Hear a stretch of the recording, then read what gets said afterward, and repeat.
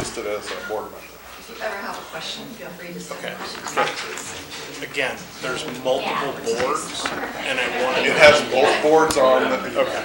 Okay. Good. I mean, both So we'll boards take on a the same look at it. page. I'm sorry. And you need to find out who the organizer is, and make it very clear to them that he has never been Appointed. or that he, yeah, that's not allowed. No one agreed to that. Okay. So I can't figure out who runs that thing at all. It's like Supervisor McPherson, well, Santa Cruz County. Oh, was that? he's been spearheading it, but I don't know who's in charge. It's pretty much in charge. Okay, well, then we should. Pretty much in charge. So we He was should call- lieutenant governor because he's in charge of anything the governor's not in charge of. Yeah. Almost there.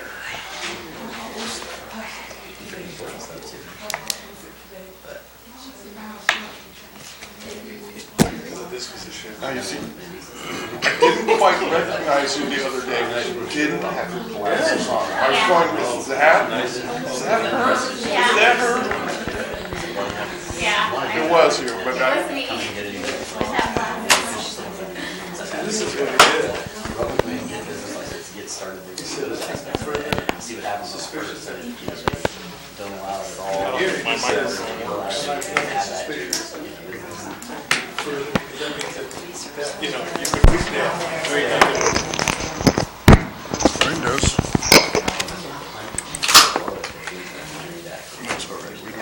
I'll speak up. I would hope that they can make something and then I can be loud. yeah. We don't have big crowd down here. So it's not here. Oh, we got all I'm not saying, I'm not wishing. I'm going to call this meeting of the City Council of the City of San Juan Bautista to order. And please rise and join me in the Pledge of Allegiance. I pledge allegiance to the flag of the United States of America and to the republic for which it stands, one nation, under God, indivisible, with liberty and justice for all. Okay, thank you. Mackenzie, the roll call, please. Councilmember Bach, Here. Councilmember Freeman, Here. Councilmember Kennedy. He's going to be a little late. Vice Mayor West, Yes. Mayor Martola. Here. Okay. We will open the floor for public comment. Public comment is limited to any items not on the agenda for later this evening. Do you have any speaker cards? We have Jeanette Foley. My name is Jeanette Hoyley. I live at 23 Franklin Street. Several years ago, about 4 or 5, across the street from us, the Bomba band rented the house. And they had a great big bus. And they parked the bus on the lot. Then one weekend, they tore up the sidewalk and put in a cement driveway. Before the former city planner, I forgot what his name was, Matthew's son or something. Before he left, he decided the driveway should be removed because it was not done legally. The city removed the cement driveway. It's been that way for over 3 years. We have addressed the city manager about the lack of the sidewalk, but to date, nothing has been done. People park there and sometimes parallel park, which makes it difficult to back out of our driveway. During the street fairs, this becomes a real problem. My request to the city manager and the city council is to restore a sidewalk on the property across the street from us. And I have a picture of how people have been parking there. There used to be a picket fence.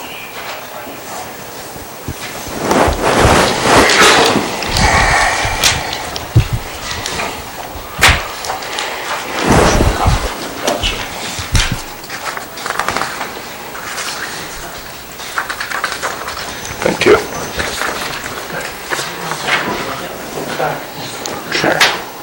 Ma'am, Any questions? this portion of the meeting is public comment. We're not really able to discuss it All right, because, I'm done. oh, no problem. You've got, And if nothing gets done, I'll be here next month. okay. Can I give you my business card and ask you give me a call? Okay, Chris. Thank you. And I'll follow up with you, but yeah, the Brown Act, because the item's not been agendized, we can't have a discussion about it. We can't conduct business on this item. We're not ignoring it. Well, not this time. Not really, just kind of. Okay, thank you. Do we have any other? Yeah. Jim Austin.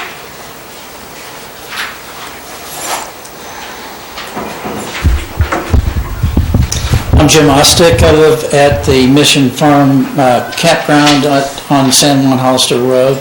My request is that, I don't know what the speed limit is supposed to be on that street, or if you've talked this over amongst yourself before, but as you probably know, it's pretty much of a racetrack about this time of day, people trying to gain a little edge. First of all, I'd like to know what the speed limit is, personally. It's not marked, it's not posted, and I'd like to request that a few speed limit signs be posted on either side of the road. If we're going to put in a subdivision there, sooner or later you're going to have to do that anyway. And a lot of us like to walk into town on that road, ride our bicycles. People come, people who jog in town, they come jog around that loop right past the campground. It's not safe. And I think, we could do something about it. At least put yourself in a position where it looks like you did something about it, and, possibly down the road make it easier for the sheriff to enforce it. You had a sign there that said 35 or something. It's in the town limits, right? City limits. It should be, somewhere around 25, 35 miles an hour, I would imagine, and people are going 65. They are. Thank you. Okay.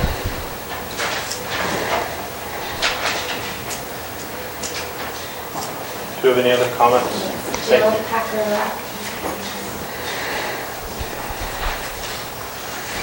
Hi, Jill Pagran, 207th Street, San Juan Committee. I'm here tonight to say thank you for your support for the Welcome Center. We just celebrated our second year, and during that time, in our limited hours from 12 to 4 on Fridays, Saturdays, and Sundays, we have been able to help 3,790 visitors. Those are the people we actually interact with. And we have just received notice that Shipper Design has won a prestigious award. It's from the Service Industry Advertising Award for their design on our visitors brochure.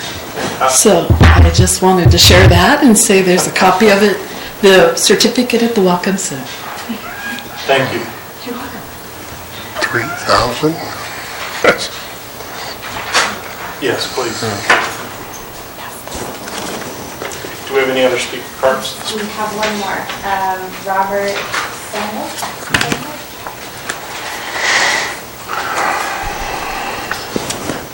Hello. I'm new to this, so I don't know how to do this very well.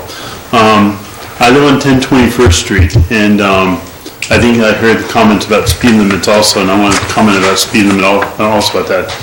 It's almost like a drag race going down First Street, and I live right in the middle of it. And there's only one sign that I saw on the entire posting of 25 mile an hour or 30 mile an hour. I can't remember what it was, but posting right there. And with the new development going in down the street, we need to make sure we have signage all over because there are kids running around out there and people on bicycles. And I just like to approach the council and just say we should possibly look into doing that on that street because I only saw one sign down there when I was driving down today.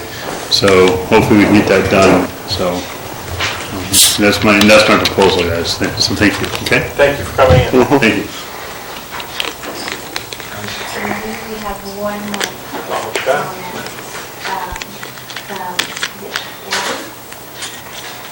I'm sorry. Was it a public comment or is it something that was on the agenda? No, it's a public comment. Good evening, everyone. Morris on 46 Mission Street. I just wanted to bring this up. I basically wanted to address the city managers and the city council's awareness that I know that you've done a lot of work with the city ordinance and codes about relocating the chicken population, but something that I think needs to be addressed and brought to a public forum. I had some reservations about it because I've been trying to just, let the process work, but it's not working very well. So therefore I decided to do public commentary. And there's, certain neighborhoods, and I live on Mission Street, and there's a particular property where there's definite code violations, and there's quite a few that are, being violated there. And I don't know what's being done to enforce that or make the property owner clean up the trash. There's, like I said, several ordinances that are being violated in Section 5.8. Also, there's a lot of other areas in town where there's abandoned vehicles or vehicles that aren't moving. So I'm just wondering, along with the chickens, are you guys doing anything about the vehicles and the trash and property owners that are not cleaning up their property? And if not, I think that needs to be addressed. We painstakingly talk about meeting after meeting. I hear and see the agenda where you're concerned about landscaping with the new projects. What about the old neighborhoods and the people who have been here for a while? We deserve to have beautiful neighborhoods and clean property next door to us. Thank you. Thank you.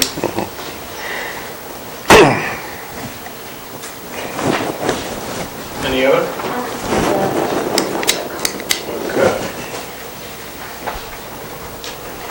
Okay. It looks like we have someone from the Sheriff's Department. Correct. And are you here to make a report? Yes. Okay. I would. Okay. Yeah, move If there's some objection, I'd like to move him up. Sure. Let's Absolutely. let him Yeah. get back on the road. Thank you for coming in. Oh, my pleasure. Okay, before I get into the actual numbers, I just want to preface a couple things that will help understand some of the numbers. We've made the transitions just recently within the last couple weeks, from a records management system to a new one. It's called Netcom. It helps more with analysis, tracking, numbers, number of incidences, type of incidences.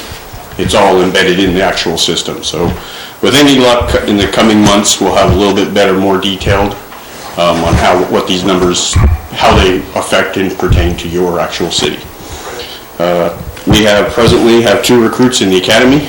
They are expected to graduate in November, and this is a big item. We currently have 5 deputies out, either injured or various other stuff. That is naturally affecting our staffing levels, which is going to affect being in your city limits at different times. We are paying attention to the hours within the San Juan city limits, and we will work diligently not to fall short again, as I understand has been an issue recently. There was, not that I'm quite sure about this, there was a death outside of the city limits on Merrill Road, and it's unrelated to the city, and it was deemed natural causes. With that said, fourth quarter numbers in April, the Sheriff's Office logged 117 hours in the city limits. I understand, I'm not quite sure, I believe it's 120 hours is what's contracted. In May, it was 187 hours, and in June, 168 hours from the records that we have, for a total of 472 hours and contracted for 492 hours. Along the lines, in that time, we logged 738 activities total, that's self-initiated and reported, within the San Juan city limits. Most notably, some of the activities, 37 of the cases, were 14 informational reports, 3 narcotic possession arrests, 6 arrest warrants, 1 assault, a bar fight at Daisy Saloon, 1 sexual assault, and male was arrested, and that occurred on First Street.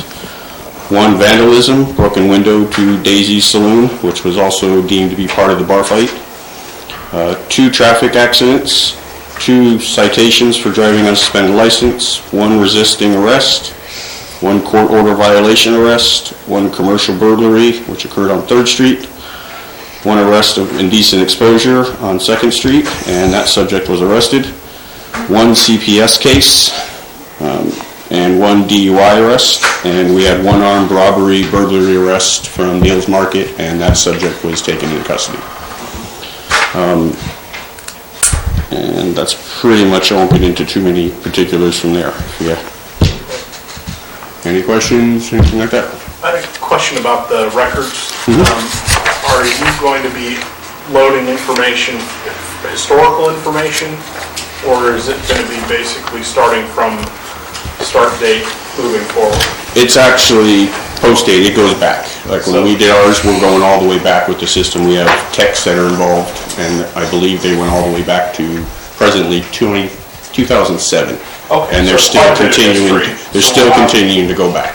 Terrific. So there will have some historical data and for comparison's sake. Okay, Yes. excellent. Thank you. Anyone else? Any questions, comments? Yeah, talk about Mission Street, although that was raised in public comment, but it's been Mission Street. the cutoff where people will come down 156, Yeah. turn right at the Alameda, turn left on the thing, and run like hell to get down to the Mission. Do you guys know about that? I've heard the same complaints. When I'm driving through the city, I get every public comment that was made in traffic, me or other deputies have heard when we're driving through, we get flagged down. There are some issues, not particularly Mission Street, but regarding the stop signs. I'm sure you all know that a survey has to be done. That has to be determined as far as what the applicable speed is. So there are some administrative steps that need to be taken to deem what this, before you can actually put a sign up. As far as coming from Speed limit sign? Yes. Yeah, there has to be a traffic survey. You have to have a survey to justify the speed. So, hold on a minute. Exceeds 25 miles an hour, you'll have to do it. In residential or the zones, the automatic maximum 25. Right. Okay. I don't think I guess from 2 different questions. If there is a speed limit of X, I don't have to have a survey to put up a sign that says the speed limit is X, do I?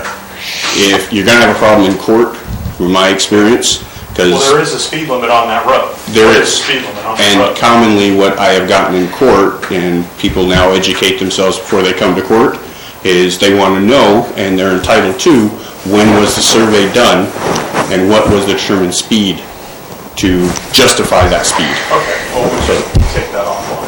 I've already proposed a solution, or made a suggestion, and I would strongly urge you to follow it, but that's, So in answer particularly your question regarding Mission, they're coming off 156 and they're bicycling. There are all kinds of traffic violations to that.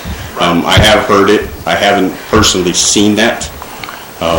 But coming off 156, that's CHP and us. I know they've received complaints as well.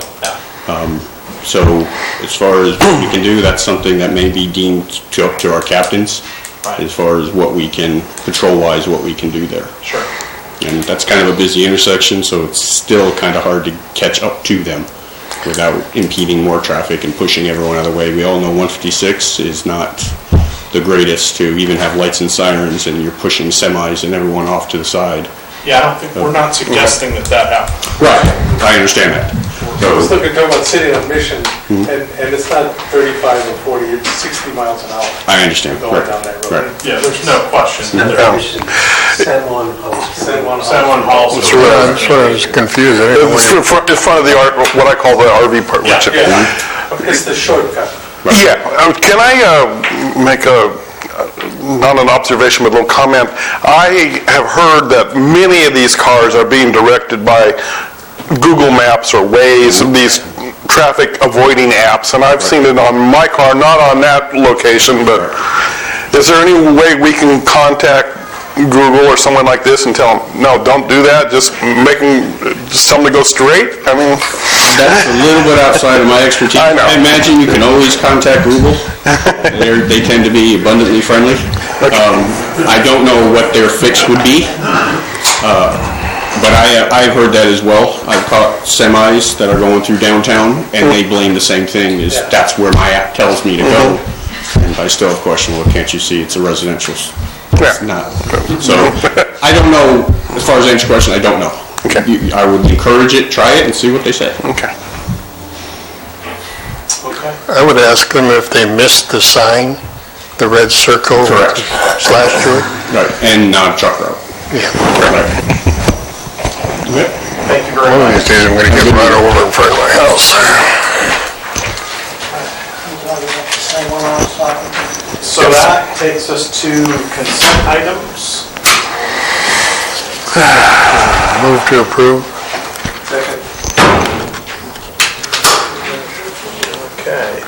Have a roll call vote, please. Councilmember Bach, Yes. Councilmember Freeman, Yes. Councilmember Dupree, Vice Mayor West, Yes. and Mayor Imatala. Aye. And that resolution is 21720. Authorizing Street closure.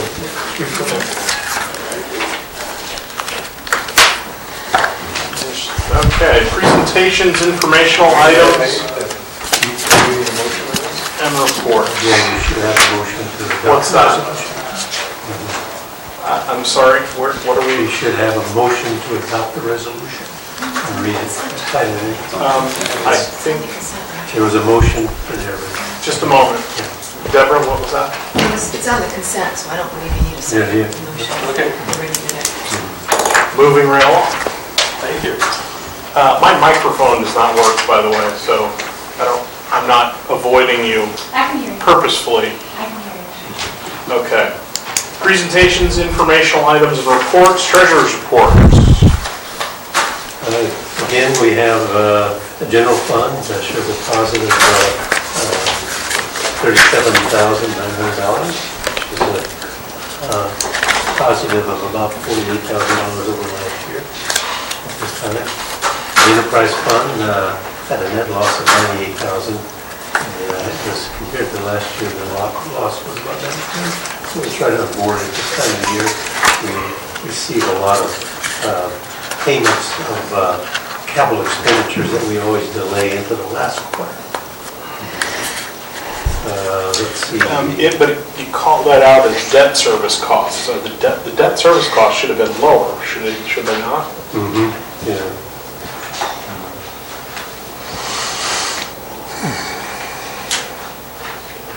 The overall cash flow and accrual, depreciation of positive. The general fund revenue was up by $375. That's primarily due to when we were issuing permits back before and we were just logging them in. And now it's kind of dried up. But the enterprise general fund expenditures are down, but our enterprise funds are lower by $37,000, and that's just because of the water conservation we still have an effect. And we're trying to encourage people in the heat of the summer not to water lawns.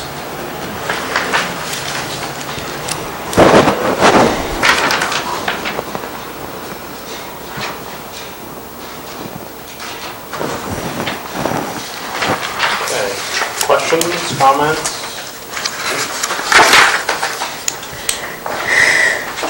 No, nothing on the warrants. I didn't spot anything. Forward. Okay, we've had the sheriff's report, we received the level 1 security report. I don't think we have anything on that. We did not receive the fire chief's report. Any questions on the library report?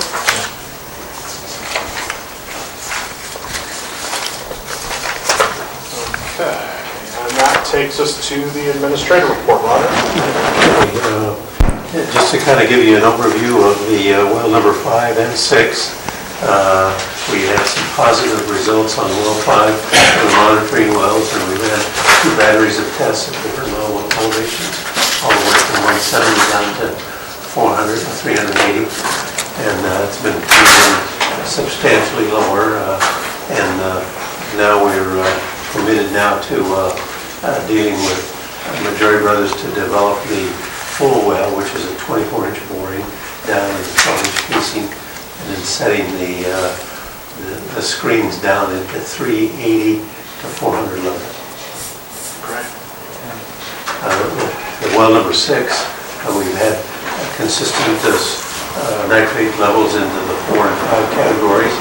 Now we're running and getting ready to run the pump flow test, and the state advised us that we needed a certified hydrologist to supervise it. So Matt was on the phone, and we contacted 2 hydrologists, and they're giving us a proposal on that. As soon as we get those proposals, we'll initiate and start the flow test. So what are the steps following the flow? And the flow test is a 72-hour flow test, as I understand? Well, we talked, and because this well is in an alluvium area and not hard rock, all the code says in state regulations is an 8-hour flow test. But I did tell Jan from the state is that I would prefer to run a 24-hour test just to make sure. So we're going to conduct a 24-hour flow test on well number.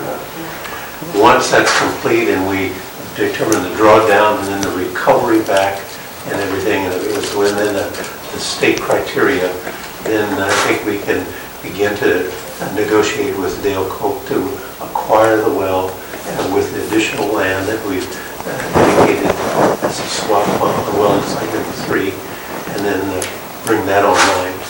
And if everything goes along there, we should be probably in a position within the next 30 to 40 days of bringing that online.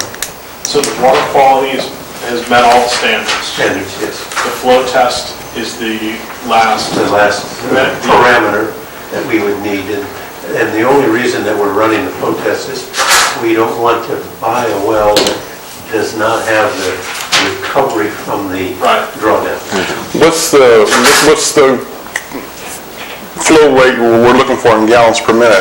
We're going to run it at 250 gallons a minute for 24 hours.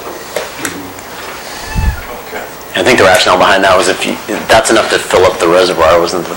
Yes. We want to make sure that if we only had one, we could still fill up the reservoir based on the pump capacity of that one well. So that's why we want to. Fill up the reservoir in what period? A 24-hour period, I'm assuming. Okay. That's how the math's done. Yeah. Okay. I think you said it's actually 18 to 20, but 24 gives us the information that we need to verify that. Consistently over a full calendar year, we use about 286 acre feet, and that translates into about 248 gallons per minute flow to meet the daily demand. Got it. So that's why we're testing it. 250, yeah. Okay, perfect. So the flow test, we would expect that to happen by the end of the week or sometime next week? It depends on as soon as we get these proposals from the hydrologist, and then we can initiate it. The thing is that we're required to have a certified hydrogeologist do it, and so that's why I talked to Hydrometrics and Todd Engineers, that's the firm that does all the work for the county water district, and Hydrometrics is one I've worked with before at Soquel Creek, and so we're going to get the Hydrometrics proposal hopefully by this Friday, and the Todd Engineers one hopefully by next Friday. So it just depends. That they were a little bogged down with work, and so he said that's the fastest he could do it. So if we get the one on this Friday and you guys really want to move faster and are okay with the price, we don't have to wait, but yeah. I mean, clearly this is our top priority. Yeah. Okay. And so then after that test, and we get down into the negotiations with Dale Coke on the nuts and bolts of the acquisition and the site. And we should be. I mean, the conversation's been ongoing quite a bit, right? Yes, so we are not expecting that to last more than a meeting or two. Very quickly. Okay. A matter of less than a week. Yes. Okay. We are talking about 2 different wells here, right? Yeah, 6 is the Dale Coke well, and 5 is the one on the property. But then we'll still be waiting on the state, so hopefully they can expedite it because of the fact that we have a nitrate problem. But they still have to sign off on it once we get them all the information. No, that's fine, but we're getting the well online, and then the state is certifying that then the product is clean, and that will take some period of time, no matter what happens. Right, If you turn the well on today, it will still take some period of time. Yeah. Okay, just so we're clear. Does the state require the test be done over a period of time, like a couple of weeks or a month? The pump test is just one day. The requirement is an 8-hour test. Nitrate test. No, I'm talking about the nitrate test. Nitrate, we've been testing it, and all the reports have been going into the state as we receive them from Bracewell. So what do they require to then give us the clean bill of health? There's a whole report and source study, and Bracewell has been submitting that to them, all the data and stuff like that. So my real question is, how long is the state going to turn around and to take to give their blessings till we can turn it on and get decent water? We really don't know and everything, but we've been working diligently to give them as much information as we've been moving along and everything. We hope that we can turn it around in 30 days. And then I think we're blending two things here. One is state approval of putting the well into our system. The other is when the state allows us to lifts the compliance order. Right. And that generally, if you remember from last time, can take 5 months, even after we've been clear for that whole amount of time, basically. I mean, that's what I was referring to. Yeah, we fixed the problem really soon last time, and it just took a really long time for them to lift it. So, our water can be cleaned well before they lift the order. Right, and so what's the period to get, once we've got the test, the flow test, and what do we need to submit to allow us to connect the system, connect a new well? Exactly what we're submitting there is that source capacity and the certification of the flow and the test for the quality of the water. So a week or so after the hydrologist report, something, it's going to take him some time to compile that data, and then we would submit that to the state, and then we're just waiting for the state to come. Yeah. When we talked to them about it before, talked to Bracewell about it before, they said basically they can get the source capacity planning study all together and then basically be ready to just drop in the numbers and send it. So it sounds like it's a quick turnaround time. So from the state? No, from the consultant to get the thing and send it. The state, that's why I said hopefully, because it's a public health issue with the nitrates, they can expedite it. So, yeah. One other question. How long is it going to take you to get PG&E out there to hook up the new well? Well, I think in my report there, when we talked about that, is PG&E won't be available till September, maybe mid-September, maybe even 1st of October to the whole subdivision. And we're gearing up to, and eventually we're going to have an emergency generator. Okay. So what we want to do is preparing the specs, and we're going to go out to bid and buy a portable 150 kW portable generator. And that will be equipped to run well number 5. Well number 6 has already got service. Okay? Right. But each well will be slaved in to this portable generator. Well 1, well 6, and then well 5. So you'll be able to connect all of them to the same power source as a backup power source. Backup, yeah, right. Okay, and let's separate these. Well number 5 doesn't affect. Well, would well number 5 have an effect on the nitrate issue, or do we know? You mean in reducing it? Yes. That will be the absolute lowest nitrates based on the tests we've seen. So yeah. Okay. So there's definitely So there's urgency around that. Well number 6 increases our overall capacity, uses the redundancy, as well as getting the nitrate down. And that would then lift the moratorium on water connections.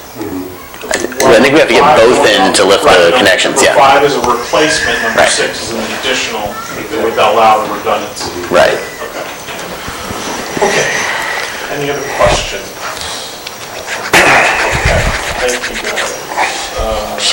Except about the... a little ways into this report. Matt had his, I think, So I've been working on several projects at the planning level. The two main ones that came up at the last Planning Commission meeting last week were the use determination for the proposed business at 301 3rd Street and a secondary dwelling unit permit for 609 3rd Street. The latter of the two was approved, and the former was put off again. There was some sort of new information regarding the case and the classification of the business. They sort of changed from their original plan to splitting into two separate businesses, a for-profit and a non-profit, and that information came in after the packet had gone out. It was also a meeting where there were only 3 planning commissioners, and one of them had to leave at 7:45, so it was not the ideal setup, and so they pushed it to the next meeting on August 1st. And that thing's still evolving. We spoke with the applicant today, and they're exploring other options to potentially remove the controversial part of that plan and move forward with the non-controversial parts just to get started. And that's an option because the other 2 parts of the business plan are permitted uses. And then they could still bring it on the first, and the Planning Commission could determine how they want to handle the controversial part of the business. So that's our current plan moving forward.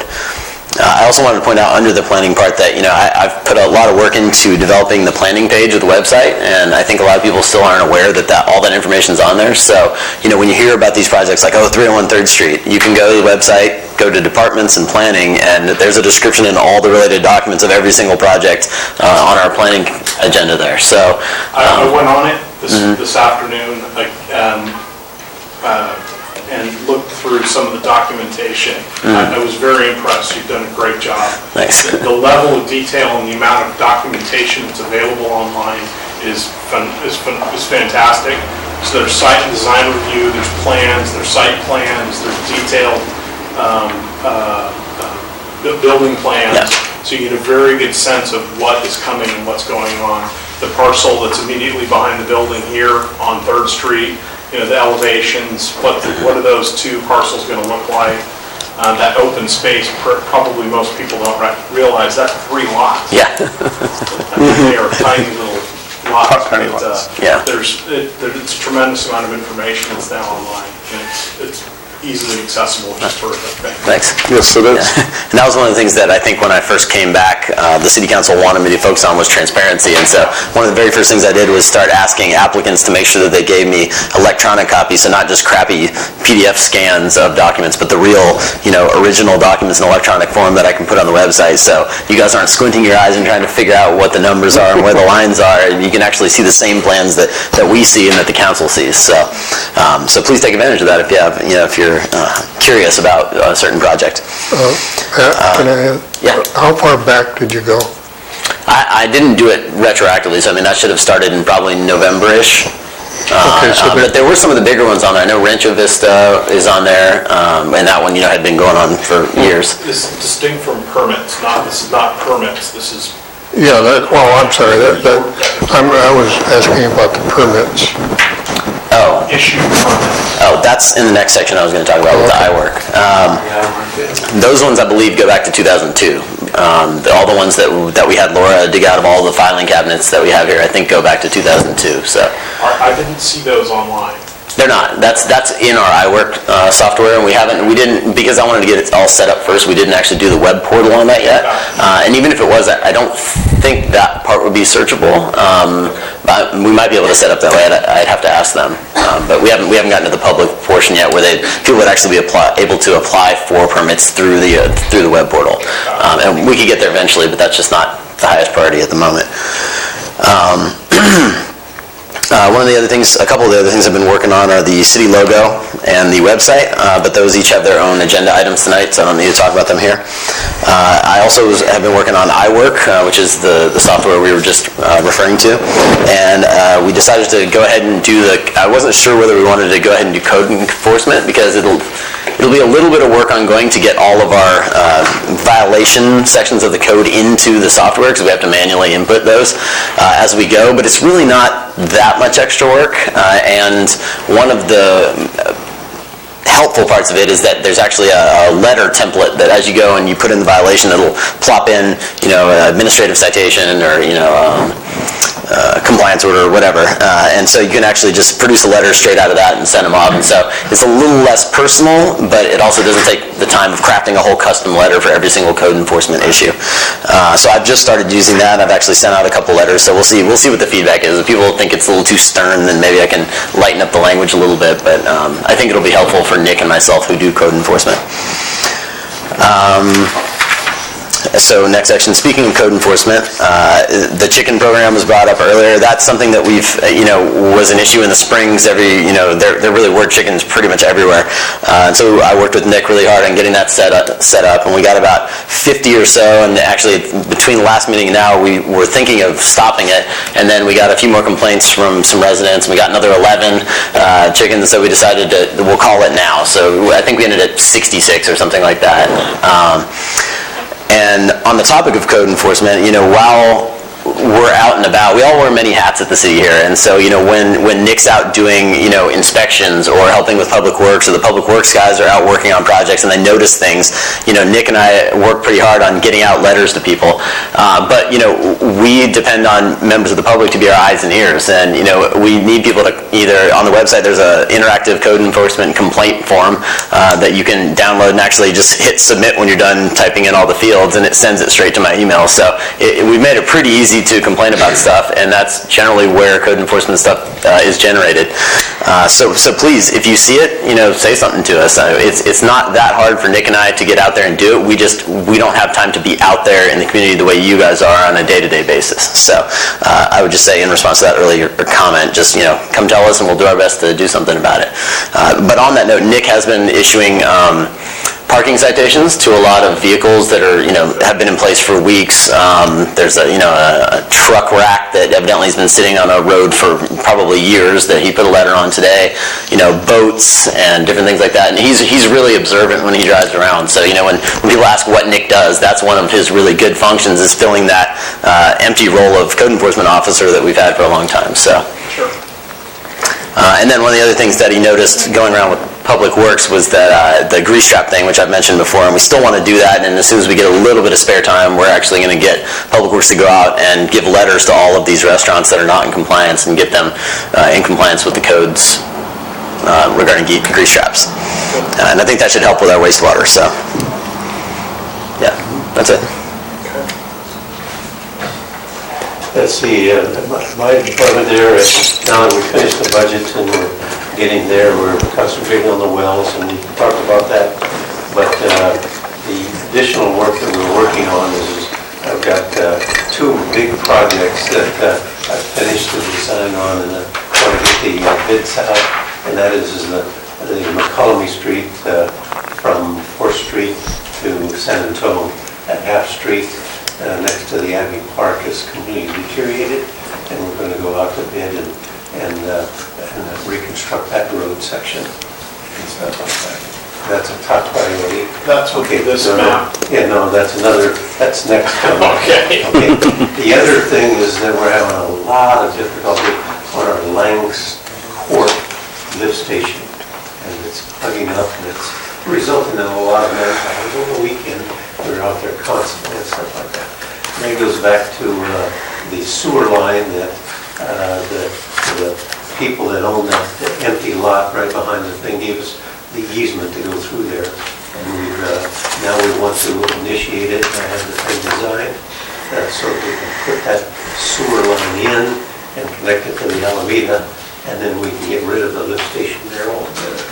And there will be a major cost savings because it results in a lot of expense, as well as a monthly stipend that we pay Bracewell to monitor. Yeah, we sent multiple letters about it's because people were flushing those, Swiffer mop things and diapers and all kinds of things, and Plugs everything up. You can send letters, but you can't pinpoint who's doing it, so it's a tough problem. One of the residents there told me that thing is running all the time. That station is running. A couple of weeks ago, I got a call Friday night from John Hoffman. I went there and verified it, and it just run constantly. So we finally were able to stop it. It's just, and it was done in 1980, and so... Well, we know it's been a problem periodically. We know it's not going away, so... Well, the good thing that spun out of that too is that we noticed that, that highlighted an issue with our public works and the emergency phone on the weekends.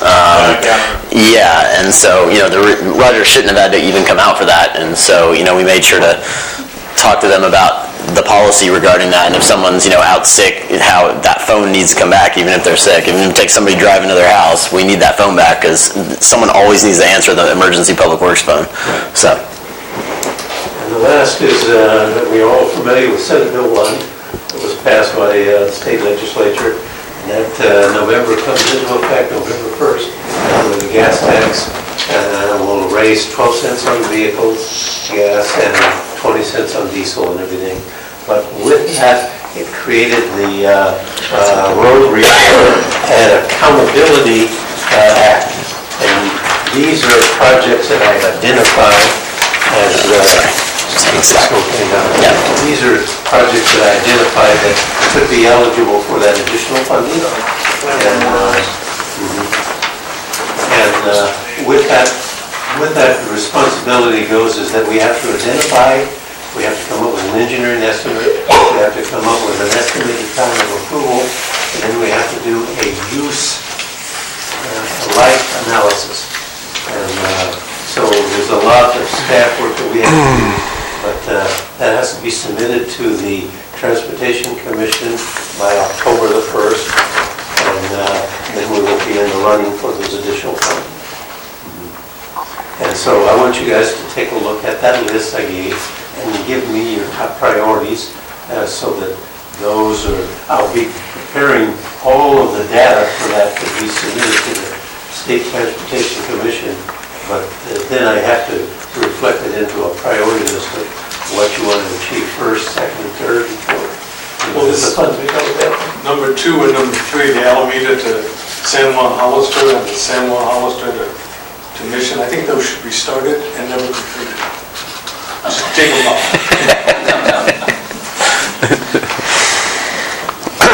On a serious note, I would say... Serious? I was serious. I know you are. And we don't have to tonight, but I want you guys to put down your notes and then come back to staff here.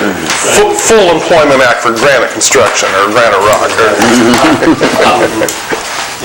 Start out, don't finish it. I know companies that can do that.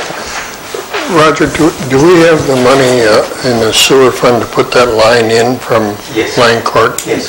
That's part of the capital improvement that we have in the budget there this year. I thought it was there.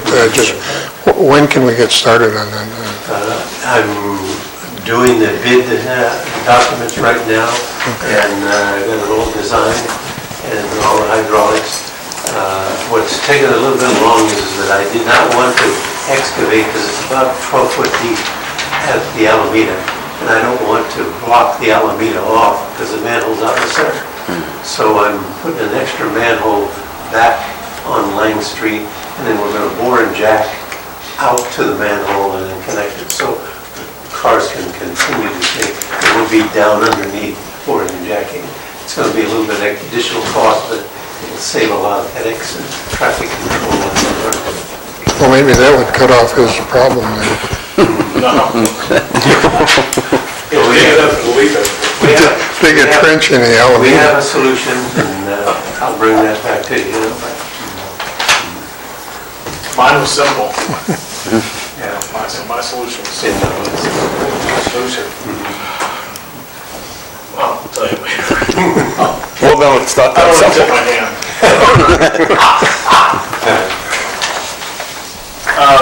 Okay. Anything further on this? No. Any questions, gentlemen? That's fine. Okay. Moving right along. I would comment that supposedly we're supposed to get some money from COG on that SB 1 too. But who knows when it's going to come in. Plus, we have the RTP funds already. Okay, City Council Committee reports. Jim, do you have anything for us? Yeah, we approved the Brigantino went back. It was hooked into This is just a cut off. Which committee, what are we? It's LAFCO. Okay, sorry. On LAFCO, last meeting, we didn't meet, I did not meet on either the fire nor the police, they didn't have meetings. But LAFCO was we spent an hour and a half in executive session. Promises were made by people who you would think was a good word, and it became not a good word, and we approved it in spite of all that, but we're going to rechange the whole process and rules for sewer services outside the city of Hollister. I don't have anything to report. Yeah, I don't either. John? The County Water Resources Board did meet, and nothing was discussed of importance to San Juan. I could have said that about LAFCO's quick. Okay, report on mayor and council members' advanced leadership workshop. John? Yes. I thought you were going to join me, but... Unfortunately, I had my real job got in the way. I understand. I do understand. So I went to a League of Seminars, a League of Cities seminar. I called it a seminar. They called it Advanced Leadership Session in Monterey. That's why I went, because it's pretty close. So the opening morning presentation was by Dr. Lucy Jones, a Caltech geologist. I learned things I'd never want to learn about. I found out I'd never want to stand under a URM, which is unreinforced masonry building. It was everything in this town. Yeah. Anyway, and she talked about building codes. She's now friends with Eric Garcetti, who is the mayor of Los Angeles. It went on and on and on. It was all about the big one. Hey, you're not supposed to believe the movie you saw with The Rock in it, or what's his name? Dwayne Johnson? Yeah, that's it. That's not quite realistic. She does think the big one's going to occur somewhere between LA and Ontario, so you don't want to move there. Anyway, next thing I went was what I was really interested in, is bringing broadband to your community. So that was put on by the mayor of Mount Shasta, California, and he has joined with the cities of Weed and Dunsmuir to try and bring fiber optic internet access to their cities. And I would remind you that, in my opinion, Weed and Dunsmuir, I've never been to Mount Shasta, the city of Mount Shasta, are smaller and more podunk than San Juan. So if they can get fiber, we should be able to also. They don't have it yet, but they're working on it. Also at the meeting was the head of business development for the city of Santa Cruz. His name is Jay Guevara, not related to our public works guy. And he reminded me that broadband development is business development. That's what he does. That's what it is. The best new example for Santa Cruz is if any of you have these home AI, which stands for artificial intelligence assistants, like they're called Alexia from Amazon. All the programming and engineering was done in Santa Cruz because they have good fiber optics over there. In fact, the fiber optics for Santa Cruz are so good that they bitch at Comcast all the time because Comcast doesn't use it very much, or doesn't use enough of it. And I'll explain why later, or in a few minutes, but they actually took the fiber optic line and ran it down through Moss Landing and into Salinas and down to Greenfield and Soledad instead of down 101 where you think it would run, because they had more capacity in that fiber line than the one coming down 101. So for the first time, Salinas has decent broadband, and therefore Monterey, because it feeds into Monterey. Before they didn't really have, because before you can get really good broadband service to your home, you have to have what's called the backbone, and it has to be substantial, and that's done by companies not called Comcast or not called Charter, Level 3 Communications, people like this. And that's what Santa Cruz brought in a long time ago. They extended it all the way down to Soledad. Before, if any of you ever went down there, try to use your cell phone, and you said, oh, the website is loading so slow on my smartphone. It's because they didn't have the 4G, because they didn't have a fat enough fiber optic line to get all the information. So, you know, the phones and the landlines actually complement each other. They're not, because you know, it was explained to me when, I don't want to get too much in the weeds here, but when you make a phone call to Hollister with your cell phone, it goes a couple hundred feet to the tower, then goes through the wires of the internet to Hollister, then it goes a couple hundred feet to the cell phone at Hollister. So is it really a wireless call? You know, 9/10 of it is wired. So anyway, there's a lot of information. I had dinner with the former Director of Business Development for the state of California under Governor Schwarzenegger. She's the head of California Emerging Technologies Fund. There are grants available. I'm going to be in contact with her trying to get it, not only for San Juan, but maybe for all San Benito County. You know, it'll be better. So that was it. The next morning was comments made by Dan Smear, who is a political commentator for KQED and head of the Annenberg Public Policy Institute at USC. It was about the angry voter of 2016. Then I went to a seminar on working with school districts. Because schools make for a successful community if they have good academic standards. If they have a good school district, your home values are going to be higher than if it was a lousy school. So it was a seminar on how to work with your school district. And last, I went to a seminar on city manager hiring process. And we're doing about half of it right, which is, I think, pretty darn good. That's it. Thank you. Thank you. Okay, strategic plan committee report. We don't have a report, I don't think. Okay. That takes us to item 5, public hearing items. Continued public hearing on the Valley Vista Landscape and Lighting District, also known as Creek Ridge subdivision. I think, Roger, you want to take this one? Basically, these two resolutions here are one confirming the assessment diagram, and the second is certifying the compliance with state law. I did an analysis and passed that out and everything where I kind of researched back all the way back to 2002, the assessments that we've been doing, and we made a concerted effort over the last 6 years to reduce the assessments, making it more efficient and everything, and we got it down to the basic assessment for a single-family residential is $557.61, and it came down from $857 back in 2002. So we're pleased to offer that, and I think it's a way of we are really the steward of their assessment district, and we act in their behalf, and we want to keep the costs down as much as we can.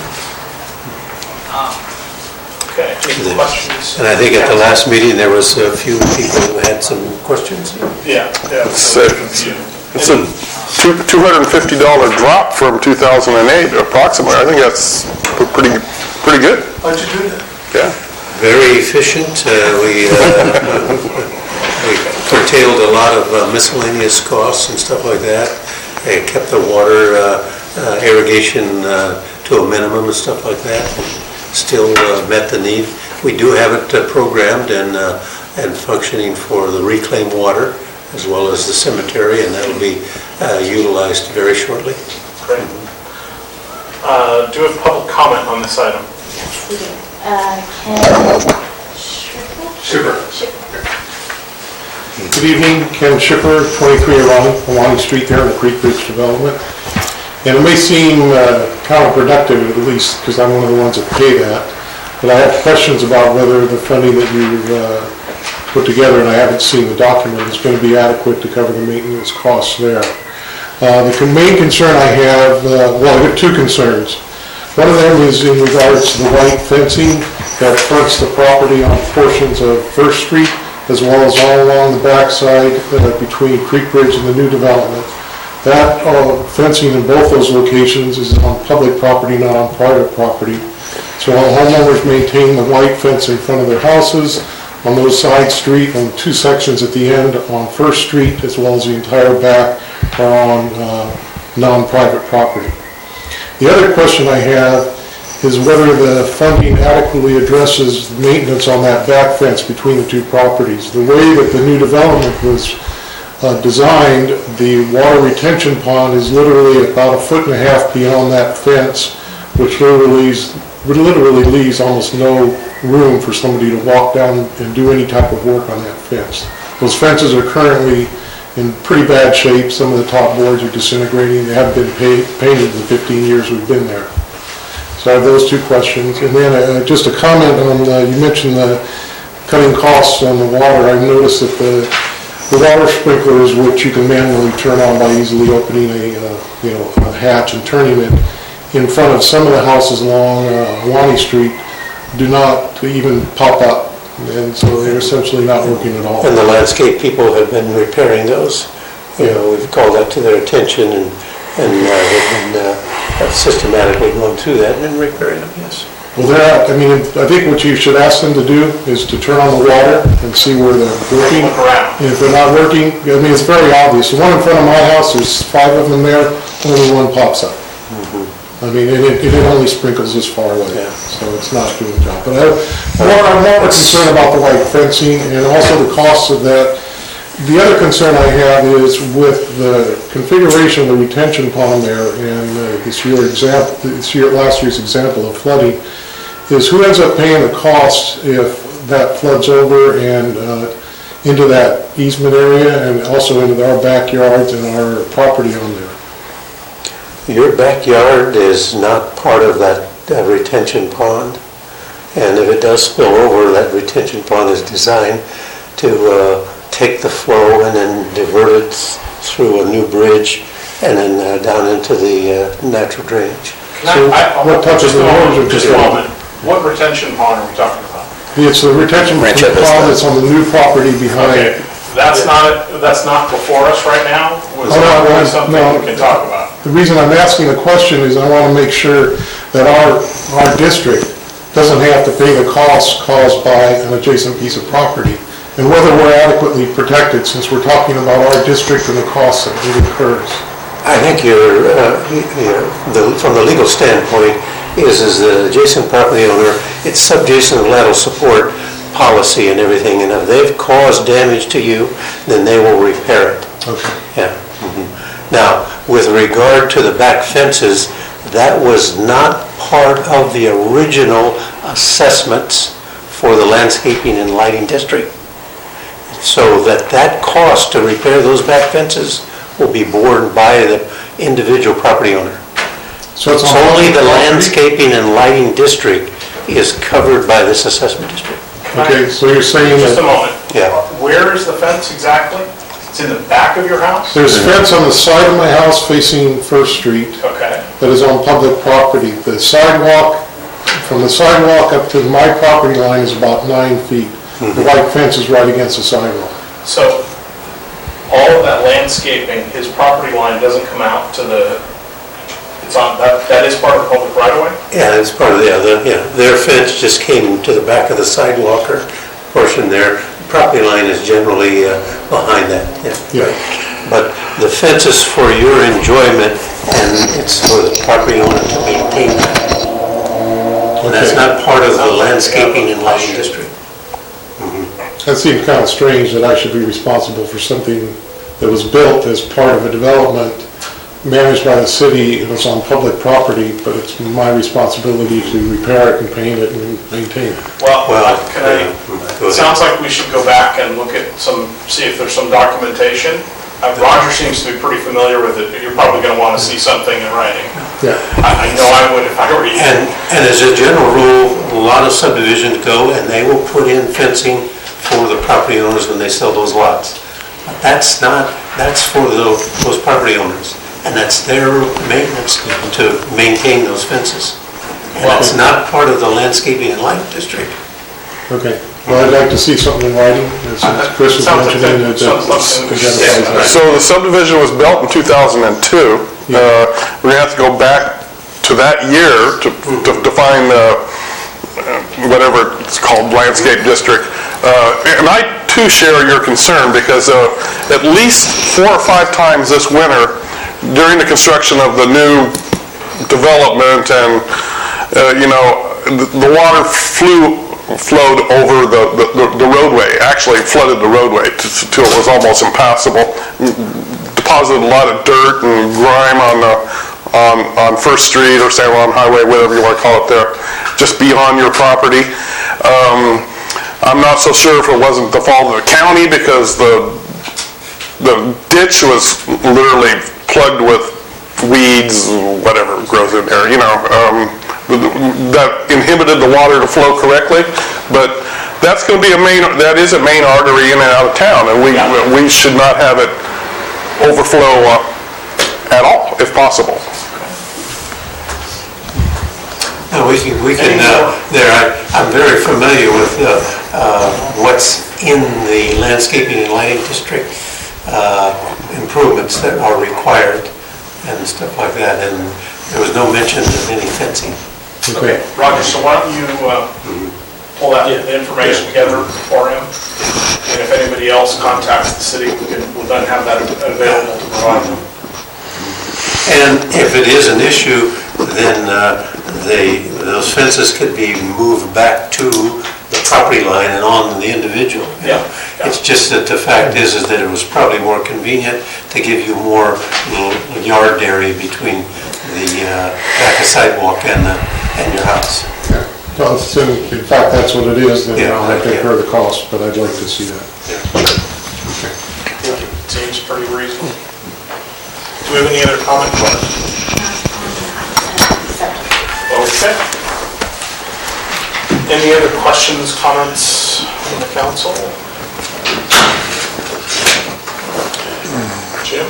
I share Mr. Schiffer's concern about the fence running along the recreational area, which is not really a recreational area, but I've said that forever, so. Okay. Do we have any, do we have a motion?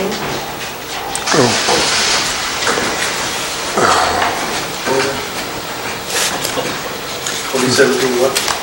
I don't know.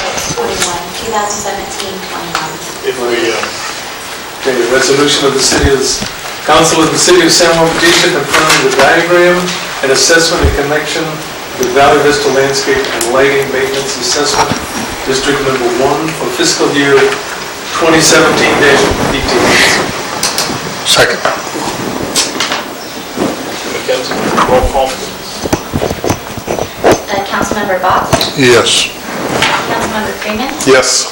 Councilmember DeVries, Vice Mayor West, Yes. Mayor Montour-Brown. Aye.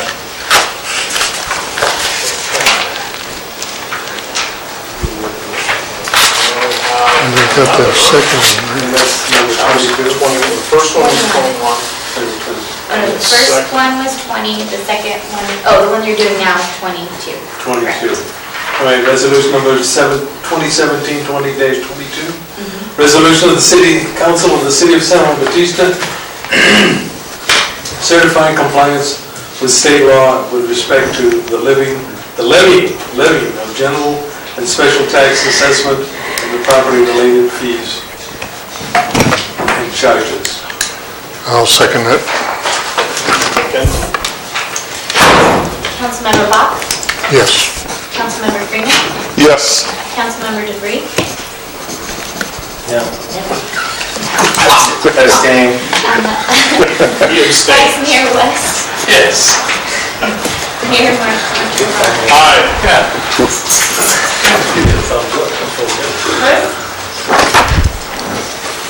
Looks like you were in court.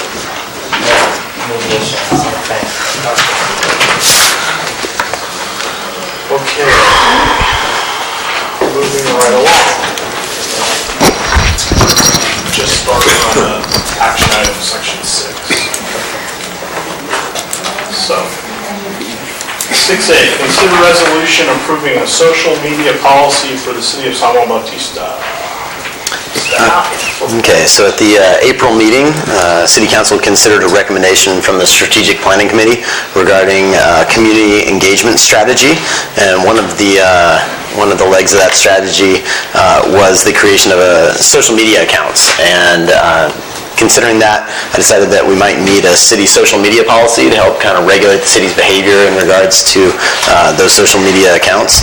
So at the last meeting, I brought a draft social media policy before the council to consider and discuss, and you guys liked it. So I brought it back this time with a resolution attached for adoption.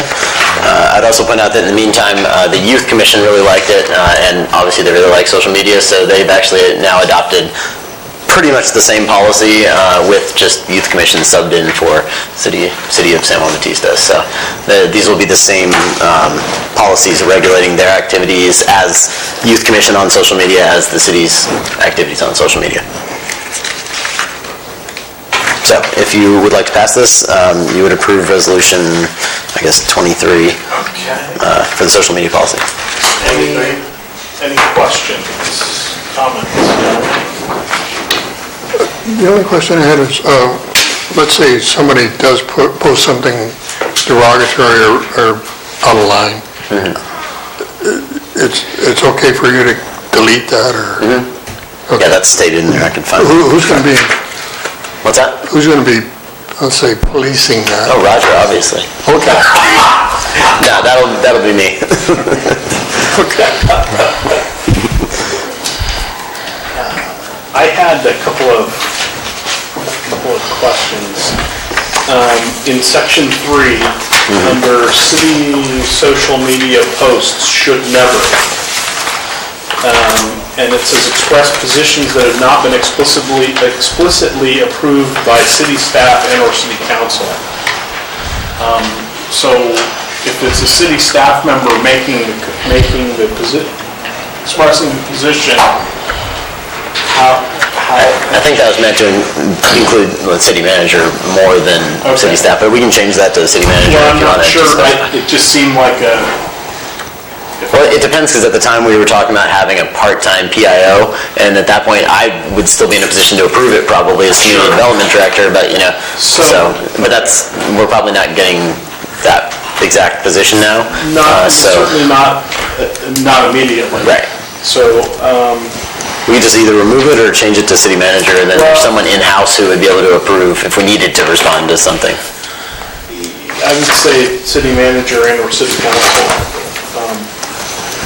I think the city, on policy issues, it needs to be the city council's voice.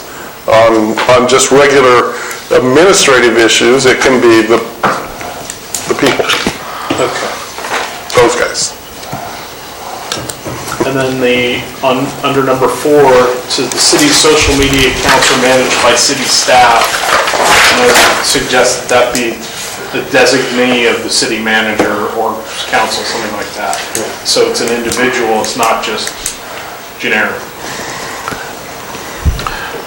So I was wondering about that, because certain divisions of the city, like they already have their own Facebook page. I'm thinking of the library. Okay, they never post anything controversial. You don't have to worry about it. But it just should we just let them go as it is? They occasionally say they're open. But I think they're subject to the social media policy that designates, and the city manager can just assign one of them to manage that account. Okay. That would be my take on it. That also says change this under number 8. The city may change, modify, or amend all or part of this policy at any time. But we're not talking about who. I would say by vote of city council. City council. By city council. Add that in. And for number 4, I just heard you said designated by blank. Did you say city? I didn't hear a definitive answer. I would say city manager unless somebody else has a... City manager only, not council? I think that you're talking about managing the social media accounts. that doesn't seem like we should be, Okay. It takes so long that's an operational. Yeah, I wasn't advocating one way or the other, just a clarification. Okay. Okay.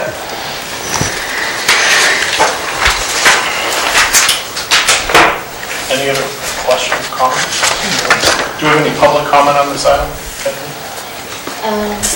Looks like we have somebody that would like to, Yes. go right ahead. Once again, also from Mission Street.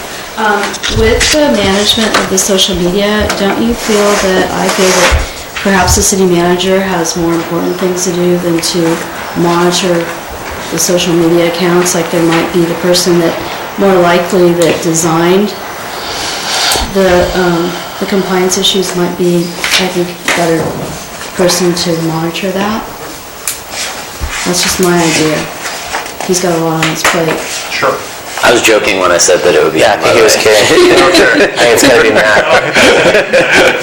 And I just, But ultimately, and I just want to say I did get on the city website today before the meeting and downloaded a bunch of documents, the interactive section to the city website, and it was very, very informative and very helpful. You actually can click on the document and print my comments regarding the ordinance codes. I just clicked what I wanted to download and print, so it was very awesome, very cool. Yeah. Thank you. That's really nice. That's really nice to hear. okay, anything else from the public? No? Anyone? Pardon me? From now on this item, Oh, Jill, do you want to? I do. Please. Jill Pagaran, San Juan Committee. I'm the admin for the San Juan Bautista CA Facebook page, and we don't have a lot of input from anybody. I know what's happening. San Juan has a great deal of back and forth, but we don't get a lot. We do have the information we supply, mostly about events and things going on, or if somebody has something they want us to post. But mostly, we have to delete very few things. Thank you. Yeah, I ran the social media accounts for the Soco Creek Water District when I worked there, and it was the same thing, but periodically you would get someone who was angry about something, and it wouldn't even be relevant to the post, but they would jump on there and just post their rant about whatever their topic was. And you can either delete it, or you actually have the option to make it visible to only that person and their friends, which is sort of like deleting it for most people, so you can do one or the other. Nice. They can still brag about it, and you can not have it be visible, so. Yeah.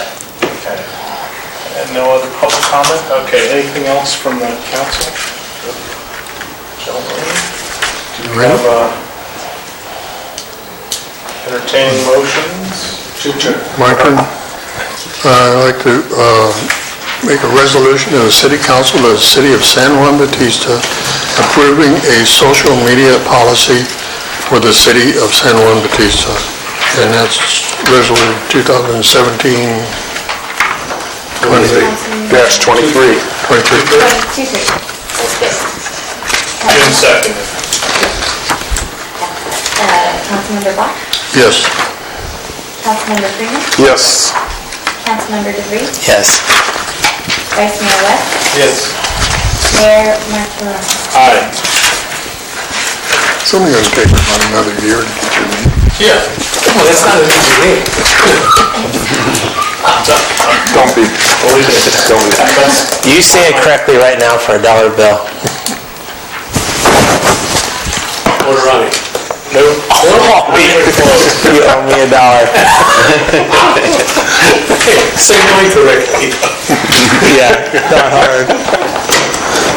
Okay, moving right along. Consider approval of redesign of city logo. Okay, so I brought this at the last meeting, it's been talked about for a couple meetings, but the city needs a new, updated version of the city logo / seal, because the current one is out of date both aesthetically and format-wise. We only have basically scanned in 22-year-old copies of one that was done previously, and that's not the quality we need for our website and outreach materials and other things like that.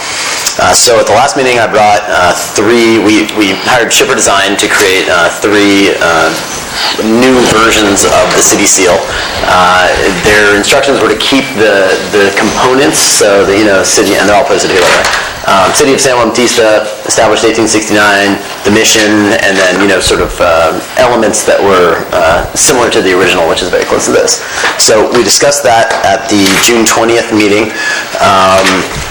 The council, a majority of the council decided that they would like to see just a straight update of the original, and so I worked with Shipper Design to create this one. They actually came back first with one that still had extra elements like lines in the sky and on the grass, and I had them just remove that, and their original font wasn't a script font, so I had them fix that, and they actually had those little flower things on the side. So anyway, I knew it, and Councilmember DeVries didn't like those. So anyway, I had them pare it down to pretty much exactly what's in the original logo. So they had to deal with Kathy. They submitted that. And then they did one with an alternate color scheme, with the blue on the outside instead of all of that original dull yellow. And then for the black and white, they originally submitted this to me, but that's black with white inside, and our original one was white with black inside. So I had them create the white with black inside version of this logo as well. So these are the 4 new ones based on your input from last time, but I wanted to go ahead and just include all of them so people could see everything that's been considered. So. Please feel free to discuss if you like some that you'd still like a change or two. Just let me know. You like the raspberry one? So, you want me to go first? If you'd like, sure. Or you could. I was just going to say, I think that the sentiment was that we wanted it to stay as true to the original as possible. Right. I will say the one to the right of it has the coloration's a little more distinct. The yellow, where changing the PMS number to that yellow, and then the sky, the blue of the sky, to that darker, I think would be an advantage. But other than that, I would leave it completely alone. So, does that make sense? So you're saying on this one you want that yellow and that sky blue on this one? That would be my input. Can I ask you a question? So I happen to agree with the mayor 100% on this. As far as the outline, dude, this one different. I just gotta take notes on this. My vote, that's okay. My vote would be consistent with the mayor's on this. The only thing I wanted to ask you, what do you think about the yellow lettering on the blue in number 2 versus the lettering on the logo number 4, the farthest to the right, is white? So if everything else with the image itself stayed the same, but you switched the lettering only to yellow versus white, what do you think? You mean switch it to white? No, it's... Yellow, the number 3 is yellow. He means the script. Right. How about the script? Oh, you mean the script in the side? No. In other words, Chris, you like this one, right? I like the color, yes. The colorization? But I would... And I do too, and I agree with you. But you know what I like? I think I like yellow lettering. No, I agree. That's exactly right. I think you guys are saying the same thing. You're just reversing how you're saying it. Yeah. Totally. Sorry. I'm a little slow sometimes.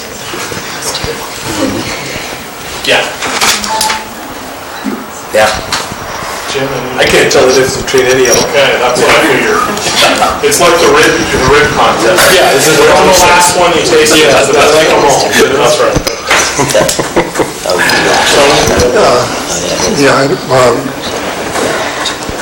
I like what you're talking about. It was Original as possible. the third from the Yes. left, and then as far as the black and white, the last one. Yeah. I don't like that black with the white lettering. Okay, John? I agree with Tony on the black and white one. It should be the black lettering and white background. And The fourth one on the second. yeah, that one right there, yes. On the colored logo, I agree with you and the mayor, except I think the actual church itself, the kind of yellowish, whitish coloration is a little washed out. I'd like to see possibly a little more terracotta in the actual stucco look. I think it would make it just look a little more realistic. The other thing Deb brought up too is that actually this blue is different as well. So which blue here do you like better? I would stick with the original. So this? That would be my... With the gold band. Right. Encircling the verbiage. In the bluish sky. the darker blue sky and the darker blue-yellow accents on the building, It's or sharp. darker yellow. Yep.